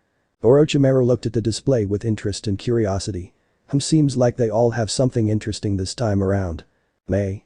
Senbon Sakura. The Sakura petals began swirling rapidly around the Kunoichi. Sakura then pointed her hands forward and the petals flew towards the shinobi. Orochimaru jumped from his branch and seized the blades cut cleanly through the branch. You're not getting away. Sakura then directed it to follow Orochimaru. And think how Yamcha would guide his spirit ball technique. The streams of Sakura petals then turned and started to follow its target. Orochimaru kept up with evading and observing the, in his opinion, odd jutsu. So she can control its movements. Guess I have no choice. Orochimaru then shunsons to a branch and goes through Hant's seals. As the attack turns and heads towards the Sannin, he completed his seals. Ton. To Toppa. The gust of wind then blew the petals back toward Sakura. Sakura then stopped the technique. Orochimaru then sends kunai towards the genin and Sakura then uses the petals to form a shield. While the kunai bounces off of the shield, Sakura turns to Sasuke. Come on, wake up Uchiha. Do leets like you always freeze up when in a fight? Sakura asks. Sakura sees that these words have no effect and then tries something she knows that will work. How are going to kill that certain someone if you can't even handle some killing intent? Sakura yelled. Those words got Sasuke's blood flowing after thinking back to the Uchiha massacre and Itachi's last words him. Settle for hating me. If you want to kill me then devote your life to hating me. Itachi's cold words kept repeating themselves inside of Sasuke's head. Sasuke's Sharingan then activated and the tomos began spinning madly in the Uchiha's eyes. Sakura, get out of the way, Sasuke said in a cold tone. Sakura returned the petals to its pouch and then backed away onto another branch. Sasuke then looked at Orochimaru with a dark glare. His Uchiha blood is aflame, I guess the girl did me a favor. Orochimaru then turned his attention to Sasuke. Come little Uchiha, show me what you can do. Naruto. Naruto was panting as he finally got some distance away from the blood-happy Kunoichi. Naruto's clothes were cut in various places and blood was flowing from scars that were now healing. How can she use Yauki? How can she keep going like this? Naruto as he observed his enemy. Naya's yukata sleeves were now gone and blood was flowing from wounds on her arms. Naya's whole body was covered in blood and her eyes were glowing red as she licked blood from her blade. Don't stop, Naru-kun. After you got me all wet I want to play some more. Naya said with a sadistic laugh. This is insane, no matter how much damage she takes she keeps going. Naruto thought. It's because of her blood kit. QP informed him. Blood, what does blood have to do with this, is she a vampire too? No, something much different. QB said. That got both Naruto's attention. QB then dragged Naruto into his mindscape to make it easier to explain. I didn't smell it before, but that vixen is definitely a berserker yokai. Berserker? Berserker? Both Naruto's thought. QB then continued with its explanation. Berserker were warriors that roamed battlefields throughout here in Makai. They had blood-red eyes and Abiju levels of bloodlust. Berserkers are able to take down hundreds in their paths and their thirst for battle and blood cannot be matched. QB explained. So I'm not getting anywhere just fighting her like this? Naruto asked. QB then gave him a nod. Maybe if you use my power then you can match hers. QB said with a dark look. No thanks, we don't need two crazy demons out there. Outer Naruto then turned to Inner Naruto who gave him a grin. Looks like it's time to test it. Better now than never. Inner Naruto then placed a hand on QB's seal. What are you Tsuingaki doing? Asked the curious Biju. Let me put it like this, the Rosario had a restriction seal that stops Naruto from releasing it until sometime when we can modify the seal. Inner Naruto said with a knowing look. From what we know about your seal is that I can draw power from you in life-death situations and with my own will. Naruto said. Your point? We're using your seal to bypass the Rosario. Both Naruto's finished. And how do you know this will work? QB asked. Outer Naruto then gave QB a fox-like smirk, while Inner Naruto started channeling Yauki into the seal and then began to vanish. When Inner Naruto vanished completely, Naruto's smirk grew wider. Yes, it worked. Scene change. Come on Naru-kun, let's play a little long. Naya then stopped when she felt a wave of Yauki started to form. Naya looked around before looking to see where Naruto was standing was a pillar of red light. The moon then gained a blood-red glow, and the pillar then faded into bats. In Naruto's place was inner Naruto with a dark smirk on his face. Yes, it worked. Naya stared in shock at the aura before her, before Naruto's aura was warm and playful, one of the reasons she felt attraction towards it. This aura was dark and cold, one that demanded respect. Naya then got serious and raised her blade. I see you're taking this seriously. Naruto then channeled chakra into Shinku no Tsurugi. Before it would have a soft blue glow, it now grew blood red. Naruto then got into a swinging stance and then sent a red arc of Yauki towards Naya. Naya retaliated by sending a wave of blood from her blade. The two arcs collided into each other and struggled for dominance. Naruto's attack won and Naya had to jump out of the way. As she was in the air, Naruto appeared in front of her and threw a punch. Naya blocked it, but she was sent flying through two trees before making a Naya-shaped hole in a third. Not only do you see yourself as my equal, you see yourself as worthy enough to draw a vampire's blood. Maybe I should show you your place. Naruto then got into a ready stance. Naya then walked out of the tree, but she still held a frown on her normally happy face. Who are you? Naruto Uzumaki. Naruto answered. No, you're not, you have Neru-kun's face and body, but you're not Neru-kun. Naya stated. You're not as dumb as you appear to be, I'm not lying, I am Naruto Uzumaki, the other half. Naruto said. No far. I wanted to fight Neru-kun, not some cold version of him. Naya said as she threw a tantrum. Does it matter, you still have a fight, don't you, berserker? Naruto asked. I'm only a berserker, hand you for your information. And Neru-kun is fun to fight with, you're just boring. Naya complained. Then blood then flowed from Naya's body and clothing into her blade and changed its shape. Naya was now holding an ethereal blood-red cross. I hate boring fights. Die. Naya then sent the cross towards Naruto. The cross destroyed everything in its path as it continued towards the Shinso. I have no choice. Naruto then went through hand seals and then placed a hand forward. The cross hit Naruto's hand but was stopped as soon as it hit his hand. Big mistake, using blood against a Shinso vampire, now suffer the consequences. The cross then broke apart and turned into a ball of energy. Naruto then sent the energy back as a wave of energy. Shinso art. Chisio cannon. Naya stood still in shock and was then hit by the full force of the attack. The attack exploded and Naruto just watched the devastation from his attack. As smoke filled the area, Naruto let only one sentence leave his mouth. Know your place. Scene change. Sakura watches as Sasuke continued engaging the Kusanin into jutsu. Sometime in the middle of the fight, she saw a pillar of what she thought was chakra form from a place not far from where they are. Naruto-kun, I hope you're alright. Sakura soon saw an explosion occur a few minutes later at that same place, but she turned back to her other teammate. Sasuke landed on a branch away and pulled out a set of kunai and Fuma shuriken. This is it, all or nothing. Sasuke then threw kunai and shuriken at Orochimaru. Orochimaru dodged, and when he did, Sasuke had a small smirk. Sasuke then used hidden strings on his tools to bind Orochimaru to a tree. Sasuke then readied hand seals and flames appeared around him. Pain. Rika no Jutsu. The flames then traveled along the thin ninja wire and Orochimaru lit up in a blazing inferno.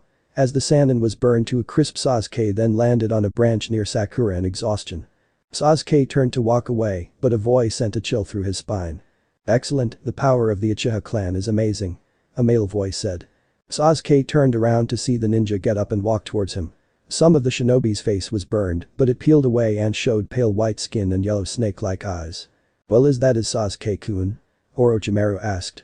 Scene change. Naruto watched as the smoke cleared and it showed Naya struggling to stand. Naya was now covered in burns and her sword was destroyed by the attack. Naya's eyes returned to their soft pink color. You're still up and about. No matter, this battle is over. Naruto then turned to the flying Kunoichi from earlier. What about you? Care to try your luck? Don't even try it, Fu, even now he doesn't seem exhausted from transforming, and that jutsu. Fu agreed and turned her attention back to Naruto. Not now, but later we will meet again. Fu then retreated into the forest. Well, this is pointless. Naya then made it back to her feet. I wanted a fun fight, but now all I got is a cold stick in the mud. I'll fight you again when you turn back into my Neru-kun. Naya then walked away from the clearing before disappearing in an earth shunshin. Naruto made no comment and just resealed his sword before jumping towards where he senses his teammates' chakra. I hope they're alright. Outer Naruto said. We'll find out as soon as we arrive. Scene change. This guy is on a whole different level. Sasuke thought as he backed away from the shinobi. Is that really all the Uchiha clan has to offer? How disappointing. Orochimaru said. Sasuke began thinking of ways out of the situations and then pulls out the scroll from his pouch. and throws it towards the shinobi. "That's our scroll, take it and go," Sasuke said. "Fukuku, well I accept your generous gift." Orochimaru then caught the scroll and lit it on fire. "I care nothing for this exam." Orochimaru then went through hand seals and his neck then extended and bit Sasuke in the shoulder. Sasuke screamed in agony as a seal soon appeared on place of the bite mark. Sakura saw Sasuke pass out and then summoned some Sakura petals to bring Sasuke towards her. After Sasuke was lifted away from the shinobi, Sakura then asked the million-dollar questions. "Who are you? Why did you attack us? What did you do to Uchiha team?" Sakura asked. "I just gave Sasuke-kun a small gift." Orochimaru began melting into the ground, he then sent Sakura one last snake glare. "I am Orochimaru, soon Sasuke will come to me seeking power." After Orochimaru completely melted away, Sakura then picked Sasuke up and began looking for a place to rest. As she saw a tree with a large opening for shelter, she landed and started performing what little first aid she knew. "Naruto-kun, find us quickly," Sakura thought. Scene change. Naruto at the last place he saw his teammates. Naruto started looking around and began feeling for their chakras. After a minute of sensing, Naruto took off into the forest. "I can feel Sakura's chakra and faintly feel Uchiha's chakra. I need to hurry before." Naruto's thoughts were interrupted by a wave of sand. As the sand tried to enclose him, Naruto sent a wave of Yaki to blow the sand away. When Naruto landed on the ground to see his attackers, he turns to see the Suna siblings. "So this is the guy Kaiusa. He doesn't look like much," Kankuro said. "Don't go underestimating people, Kankuro, it may cost you your life," Temari said. "None of you interfere," Kaiusa said as she stepped forward, the sand then returned to her gourd. "This fight is mine, I will kill him to prove my existence." 3 in 1 night. "Kami must love screwing with me," Outer Naruto commented. "Doesn't matter, I'll still beat her." Teammate as they were following the Suna siblings, they were shocked to find them in a clearing with Naruto. They landed a few trees away to not be detected but still observed the fight. "Naruto-kun, be careful," Hinata thought as she watches the battle about to begin. As like this. The Suna Kunoichi eyed her prey as the beast inside laughed with bloodlust and insanity. "Kill him. Slaughter him. Let Shinso blood pour from the sky." Shikaku howled with a maniacal laugh. While Kaiusa was having her mental talks, Naruto was having his own as well. The Shinso Hanyu was busy talking with his other half. "We don't have to stay here, you felt Sasuke's chakra fade until it was almost gone, we have to find our team and see if they are alright," Outer Naruto shouted from their mind. "I could hardly care for the Uchiha, and from the feel of Sakura's chakra, she can hold her own and protect them both until we arrive." Besides, Inner Naruto kept his gaze on Kaiusa with cold calculating eyes. "This doesn't look like a battle we can avoid." Naruto's Shinso half then cut the connection, leaving Outer Naruto's cries of switching back and leaving the battle unheard. He looked down at the Rosario, seeing a glow of faint red from the Yaki he forced through the seal. "I won't have much time until the failsafe on the seal kicks in," Inner Naruto grunted in annoyance. "The last fights took more out of me than I thought." All thought stopped as Kaiusa pulled the cork off her gourd and allowed the sand to pour out and lash towards Naruto. Naruto jumped back and avoided being wrapped in the sand. He pulled out his sword and used his speed to slash at Kaiusa's torso. Some of the sand immediately created a shield and blocked the blade as it approached Kaiusa's body. The rest of the sand circled around and tried to envelop the Shinso from behind. Naruto only glared at the sand and used a substitution to escape. The Hanyu tried to channel Yaki into his blade only to feel slightly drained. "I guess my reserves are low from bypassing the Rosario and fighting those other women." His train of thought was interrupted as he was once again avoiding sand. Scene change. "This is insane," Kiba said as teammate continued to watch the battle. "We saw what that girl could do with that sand of hers, and somehow Naruto is holding his own. The problem is that you're underestimating Naruto's abilities, though his new appearance does raise some questions," Shino added as he focused on both shinobi. Hinata kept silent as she watched her crush do battle with who she thought was the most dangerous competition in the exams. She knew right now that it was Naruto's other half fighting, but she was rooting for them both. "Hinata." Shino's voice called Hinata's attention away from the battle. "Yes, Shino-kun. Can you use your Byakugan and look at them both?" the Aburami calmly asked her. "But seeing those two fight is enough, I don't even want to think about what kind of chakra they have," Kiba said with Akamaru whimpering inside of his coat. Hinata activated her Kekkei Genkai and gasped when she saw Naruto's chakra. From the time since Naruto's return, she noticed that he now had 3 different types of chakra, each with their own different colors. Outer Naruto's was a bold blue, inner's was a crimson blood red, and a third one with orange almost vermilion colored chakra. As Hinata continued to scan, she saw a large amount of crimson chakra was being held back and only a few barely got out the block. The Hyuga then remembered back when Naruto's Rosario came off. How is Naruto-kun transformed if the Rosario is still attached? Is that why he isn't doing well in this fight? Hinata asked herself. Scene change. Naruto finally managed to fill Shinku no Tsurugi with Yaki and slashed through the demonic sand. He rushed forward and thrusted his sword hoping to end the battle. Kausa's sand rose to protect her, but it wasn't able to stop the sword as it reached her sand armor. Kausa's eyes widened in shock and willed the sand to form whips that lashed at the silver-haired genin. Naruto was struck by the whips but was able to push away with his sword as he started panting. If I could remove the Rosario, this wouldn't be happening. Naruto silently complained as he tried and forced more Yaki into his blade. Flashback. Hey, I was thinking about something, about how maybe I could remove the Rosario myself. Naruto said to his copy. The way it is set up now is we can't remove it unless we are at the time of fusion or if we change the seal. Ino reminded him. True, but what if we bypass the Rosario? We have more than one seal. Outer placed a hand on his stomach signifying the QP's seal. That will be a temporary solution if any, the Rosario may still keep a lot of Yaki back within the seal, we can't rely on that. Ino said to his copy. The two Narutos continued to think as they tried to think of solutions for the seal. Flashback end. I hate to say it, but I wish one of those women would show up. Naruto thought as he readied his blade. He slashed and cut the many whips of sand but soon saw Kausa send a wave his way. Naruto put his sword away as he summoned a shadow clone. The original jumped and pushed off the clone's shoulders as it was swallowed by the sand. Naruto, now airborne, sent an arc of Yaki from his blade towards the Ichibi Jinchuriki. Kausa made a small way of sand to block it but saw the Yaki biting down through her shield, threatening to reach her. The Suna Kunoichi poured some of the Shukaku's Yaki into the sand to harden it as the attacks continued their stalemate. Naruto now landed on the ground and saw that his wave was now losing energy from struggling against the sand shield. Damn, not enough Yaki, once again I meet another woman who is more than she appears. Scene change. It seems that due to whatever has happened before this battle, Naruto is now low on chakra. Shino said, or whatever energy he is using at this moment. What, damn it, Naruto is screwed if we don't get him out of there. Kiba said. That's illogical, we can't take the chance of them finding us, and where is Hinata? Shino asked. Kiba now started looking around for the Hyuga heiress and then saw that Hinata was gone. Bark arc. Akamaru barked out and got the boy's attention. Kiba and Shino followed the dog's gaze and looked up and saw Hinata in the trees beginning a few hand seals. Scene change. Kankuro chuckled a bit as he watched the fight continue. Well, he's putting on a good fight, but he won't last long. It's almost as if he's holding back. Temari continued to bepize the fight.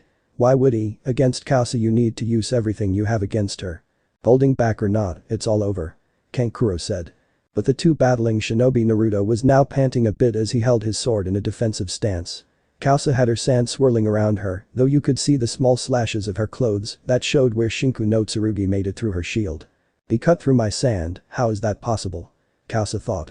It doesn't matter, kill him, kill him. Shukaku chorused through her head, causing the girl a migraine. Naruto noticed the Kunoichi clenching her head. So she doesn't have complete control over her demon, but still at this rate I can only delay my loss. Naruto Uzumaki, the girl said calmly until a maniacal grin spread across her face as her sand began to rise. Kausa gathered all the sand she had so she could make sure that he couldn't escape. Make me feel alive. Naruto only stood as the sand shot across the field towards him. He stood strong with his stance but knew that he probably would not survive this wave.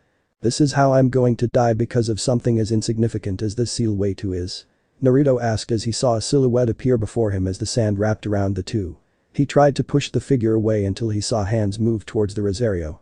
Kausa smiled as Naruto was soon within a cocoon of sand. And now, sand. Flick. Kuriyaki blasted away the sand that was once wrapped around the Jinchuriki. All those watching the fight felt pressure from the chakra as it was concentrated on that one point in the forest. Kausa only looked in confusion as her prey stood with his crimson eyes glowing. Hinata opened her eyes and looked inside her hands was the lock of the Rosario.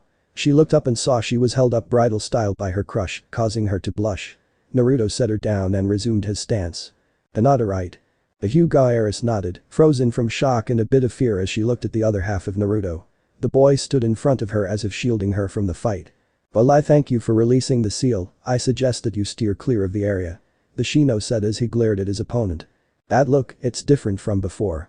Kausa thought as she was intimidated by the Hanyu's increase in Yaki. Hurry up and kill him before he attacks. The Ichibi tried to warn its host. Kausa wondered what the normally bloodthirsty Biju was talking about until she saw the amount of energy flowing from Naruto's blade. Hinata backed further away from the fight as the energy Naruto was releasing let her know that he was planning to end it soon. Naruto raised his sword as it now gained a blood-red hue. You actually gave me a good battle, but can you do it now that I'm using all my strength? Naruto spoke up to the Jinchuriki. This guy is unreal, he might know he is stronger than Kasa. Kankuro said with fear. We have to retreat. Temari quickly said. As he is now not even Kasa's sand armor will be able to stop his attack. Use my power, let's crush this Gaki. Shukaku roared. However, Kasa did one thing that the Biju and her siblings did not expect. The red-haired beauty gathered the sand around Team Baki and they disappeared inside a large sand shunshin. She actually ran, she must have some common sense after all. Naruto looked at the Rosario and clenched it with his free hand. He turned to the direction the rest of Team 8 was hiding. Both of you get out here. Naruto calmly said, though you hear authority underneath his tone. With their cover blown, Kiba and Shino exited from their hiding place and into the clearing. The two shinobi and Ninken walked towards their comrades.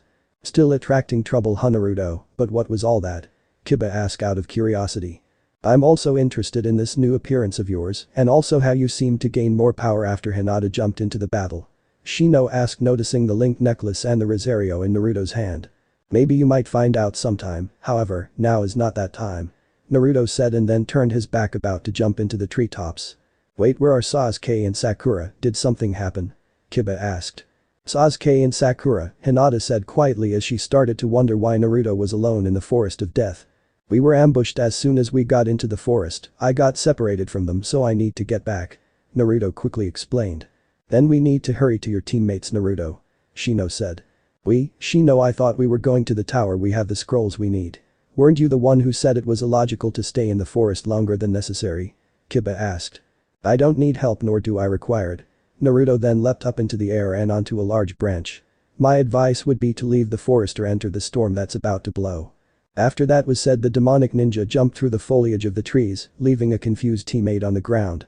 As they stood silent, Hinata sighed and turned to the boys. We need to hurry to the tower. Hinata said softly. Are you sure we can still catch up to him? Shino said. I'm actually with her and going to the tower. My instincts keep telling me something big might happen if we stay out here, plus we have that Suna team to worry about. Kiba said. Akamaru finally popped his head from inside Kiba's jacket, sensing the danger was gone. You're actually speaking sense, Kiba, Shino said, though it almost sounded like a question. Hey. Very well, it may be safer if we continue on to the tower. Shino then held up a hand and a palm-sized insect flew into his hand. Whoa, Shino, what happened to your beetle? Kiba asked. The now revealed Kikiachi moved sluggishly on Shino's hand, not used to its new size. Shino, you said that your Kakachu feeds on chakra, right? Hinata asked. Shino nodded. Yes, why do you ask? Then whose chakra did that Kakachu feed from? Scene change. Naruto was rushing through the forest searching for signs of his teammates. I'm sure Shino's insect must have returned to him by now. I don't need to protect any more people right now. The Shinso Hanyu used his enhanced speed to travel through the forest, trying to backtrack towards where his teammates first separated. But Sakura, since the fight. Sakura replaced the cloth that rested on Sasuke's head with a new one as she finished up healing what she could. Soon after the one known as Orochimaru left, she decided that it would be best to find shelter and wait for Naruto to find them. The cherry blossom sighed and walked out of the tree. She knew that she would have to defend this area from any teams, so she decided to set some traps. Sakura pulled out the supplies from her pouch. I probably set a few traps and maybe some decoys. Sakura said as she ran her finger across the ninja wire she had. The Kunoichi then planned her traps as she was left to her thoughts. Flashback. Naruto shook his head. No, Sakura-chan, you are special, so what if your family didn't descend from Yakai? The one that married my Shinso ancestor was a full-blooded human just like you. That's how I know you're special, Sakura-chan. Flashback end. Sakura blushed as she turned over the earth. Now is not the time to be thinking like that, I need to be a Kunoichi. As the girl went back to the shelter she prepared, she heard an explosion off in a far distance from her location. The sudden pound of her heart told her that it could be Naruto, but she stayed where she was to guard the injured Uchiha. Night passed and soon it was a new day. Sakura opened her eyes and cursed herself a bit for falling asleep when she should be keeping watch. 3 more days left, Naruto-kun, where are you? Scene change. In the large tree, Naruto opened his eyes and saw that he was normal again. Outer Naruto stood up and looked down at his Rosario. I must have pushed the transformation to its limit. Naruto jumped to the ground and walked towards a river that was nearby. He checked his reflection and saw the slit of his eyes and the silver tips of his hair. We've already started to merge inner, Naruto said. So you are back, mind pulling me up to speed on why you stopped? Naruto asked.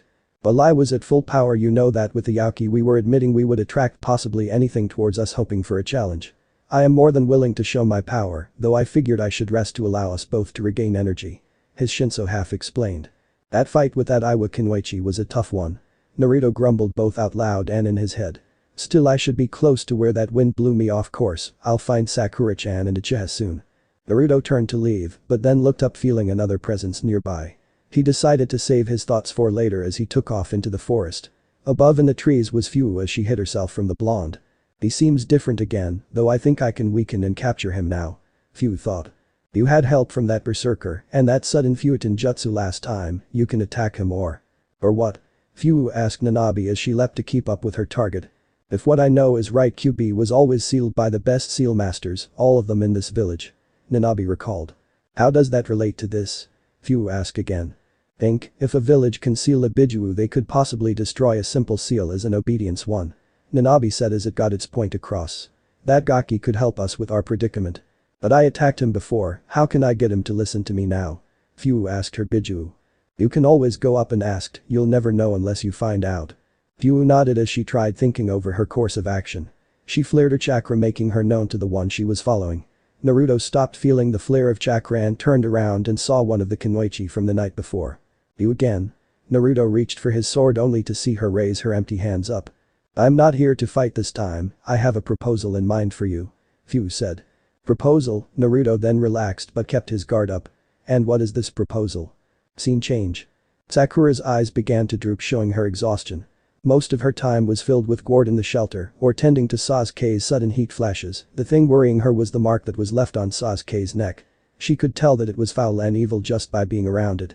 The girl then turned her attention back to scanning the area, hands in both of her pouches. Meanwhile, as Sakura did security, a team from Oto was scanning her shelter from a distance. I'm actually surprised she's still up, it looked like she had a long night of guarding. Dosu said. Why are we still waiting? I say we attack the Uchiha now. Zaku restrained himself from yelling. And that type of thinking is why I'm leader of this team and you are not. Dosu spoke calmly. What did you say? Zaku said with a low growl. Both of you shut up. The two got silent hearing Kin's words. It's obvious the girl is tired, but we don't know what ability she has. Orochimaru-sama only spoke of her having a strange jutsu. Dosu recalled the information given to them. We're going to have to test her. The small tracings of a nearby animal were easily heard by Dosu as he quickly snatched up an animal to use for his test. Sakura soon heard a rustle of the plants nearby and ready to kunai. She knew during this test she needed to keep every advantage she had and keep her new jutsu a secret. As the squirrel jumped from the bushes, Sakura let out a sigh of relief and tried to calm her nerves. After her quick breathe, Sakura saw the rodent approach one of her traps. She quickly threw a kunai towards it and frightened it away from the field. Seeing that the crisis was averted, Sakura paid attention once more to her surroundings. Think she noticed the bomb you planted on the rat? Zaku asked. No, I believe it was something else. He then stood up from his hunched position. Get ready to move in. Scene change. Alright, talk, what is this proposal? Naruto asked, losing a bit of patience. You're Konohagakure's Jinchuriki, is that correct? Fu asked. Jinchuriki, is she talking about the QB? Naruto spoke in his head before answering. Maybe I am, maybe I'm not, why are you asking? Fu sighed and then began to speak. The reason I was sent to infiltrate your village was to bring you to Tokigakure to increase its military power. And the reason you are telling me this? Naruto asked. I was forced to accept this mission, I did not decide by choice. Fu said. Force, aren't you a shinobi from Taki? The questions continued to flow through Naruto's mind as talking to the Nanabe Jinchuriki seems to give more questions than answers. I suppose that answer would normally be yes, but Fu showed the collar around her neck with a seal on the front. To the current leader, I am nothing but a tool to use for Taki's well-being. It's like Haku-chan in a way, Naruto thought. Pathetic, sending their pet to come and capture us. Not only do they risk Taki's safety if she were caught, but they probably thought her experience in using her Biju would make her successful. Inner Naruto criticized her. Fu B looked from its bars and to the screen the Hanyu was using and saw the seal on Fu's neck. So those antiques are still around. Antiques? Both Narutos questioned the Biju. In simple ways, think of it as a beast collar. Those obedient seal were used back then by those who sought to command demons without the use of Fuinjutsu. QB explained. Or other methods. So it does its purpose, however, it's flawed, isn't it? Inner Naruto asked. Right, anyone who can break a seal or is powerful enough to sever the bond can break the seal. QB said. However, do we know if she is telling the truth? Inner said. Telling the truth, why would she talk about her mission to her target if she was telling the truth about the seal? Naruto tried to see Inner's logic. Maybe she's just that BP, or perhaps it works like the Rosario and suppresses a great deal of her power. Inner said. Either way, despite what both of us say, Ninja, it is your choice. QP said. Scene change. Sakura forced her eyes open again as she felt sleep beginning to overtake her. Just as she thought she was about to lose it, the sound of shinobi arriving startled her awake. Sakura looked in shock, seeing a shinobi team. A shinobi team who is wearing the same headband as Orochimaru. Hey, wake up Sasuke and tell him we're here to kill him. Dosu said.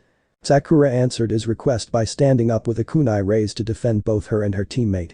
I don't see why you're asking here, I say we just kill her and wake him up ourselves. Zaku began to walk towards the Konoha Kunoichi. Sakura tightened her stance, hoping for him to take a few more steps. Before Zaku could proceed, Dosu called him back. Zaku, stop. The brash member of Team Odo stopped, looking back at the leader. Dosu chuckled a bit as he walked up next to Dosu. You think you're clever, aren't you? Dosu then turned the team's attention to the ground. This patch of dirt doesn't match the rest, which means it was dug up recently. So Pinky here set a trap for us. Kin said as she stood back, allowed Dosu and Zaku to proceed. Zaku then smirked and maneuvered over Sakura's trap. Nice try, girly, but a simple trap like that won't stop us. Instead of looking distraught and hopeless like they wanted, Sakura gave them a smirk of her own. She held her kunai slightly more to her right and then cut the air and let out a silent sound fill the air. A second trap. Dosu then heard the sound coming from above and saw a large tree trunk swing towards his teammate. Sakura watched, thinking her plan had succeeded, but was stunned at the next action. Do you honestly think a weak trap like this is enough to stop me? Zaku held up his hands towards the swinging mass of wood. Zankuha. Air waves blew from the holes in Zaku's hands and destroyed the trap, sending small amounts of debris around the field. Sakura was shocked seeing her trap destroyed that easily as she stood with her kunai. So is that all you got, or are you actually going to fight? Zaku taunted her. Last chance for you to walk out of here alive. Kin added as she pulled out some senbon. Dosu was silent, but the clenching and unclenching of his large melody arm gave off the same message as the other two. Even if Uchiha team is a pain in the ass, I can't leave a teammate behind. Sakura thought, taking her sensei's words to heart. The cherry blossom opened her pouch and allowed tiny pink cherry blossoms to fill the air. My. Senbon Sakura. The Odo trio looked around, seeing the petals dance in the air. Is it a genjutsu? Dosu asked Kin. No, it isn't, disrupting our senses, it's no genjutsu I've ever seen. Kin. Whatever it is, I'll blow it away just like I will this girl. Zaku aimed toward Sakura. Zaku, wait. Zankuha. The large pressure of air shot forward toward Sakura. Dust flew as the wind-based attack tore through the air and finally hit its target. Team Odo looked at the smoke cleared only to see a glowing pink wall. The wall faded into petals and revealed Sakura. If he hasn't told you anything about this jutsu, then I will have to show you then. Sakura then held her kunai as she would a sword. I've been working on this new one ever since that freak attacked us, you get to be the first ones to experience it. Chakra flew into the kunai. The petals began to swirl in the air as light reflected off them, giving them a soft pink glow. The three readied themselves as Sakura prepared to release her onslaught. Sakura Ken. The multiple blades then flew widely at the Odo team, intent on tearing them to pieces. Sakura huffed a bit as she put a bit of extra chakra into her attack to try and intensify the blades. The blades were flying through the air, slashing at any part of the Odo nin that they couldn't protect in time.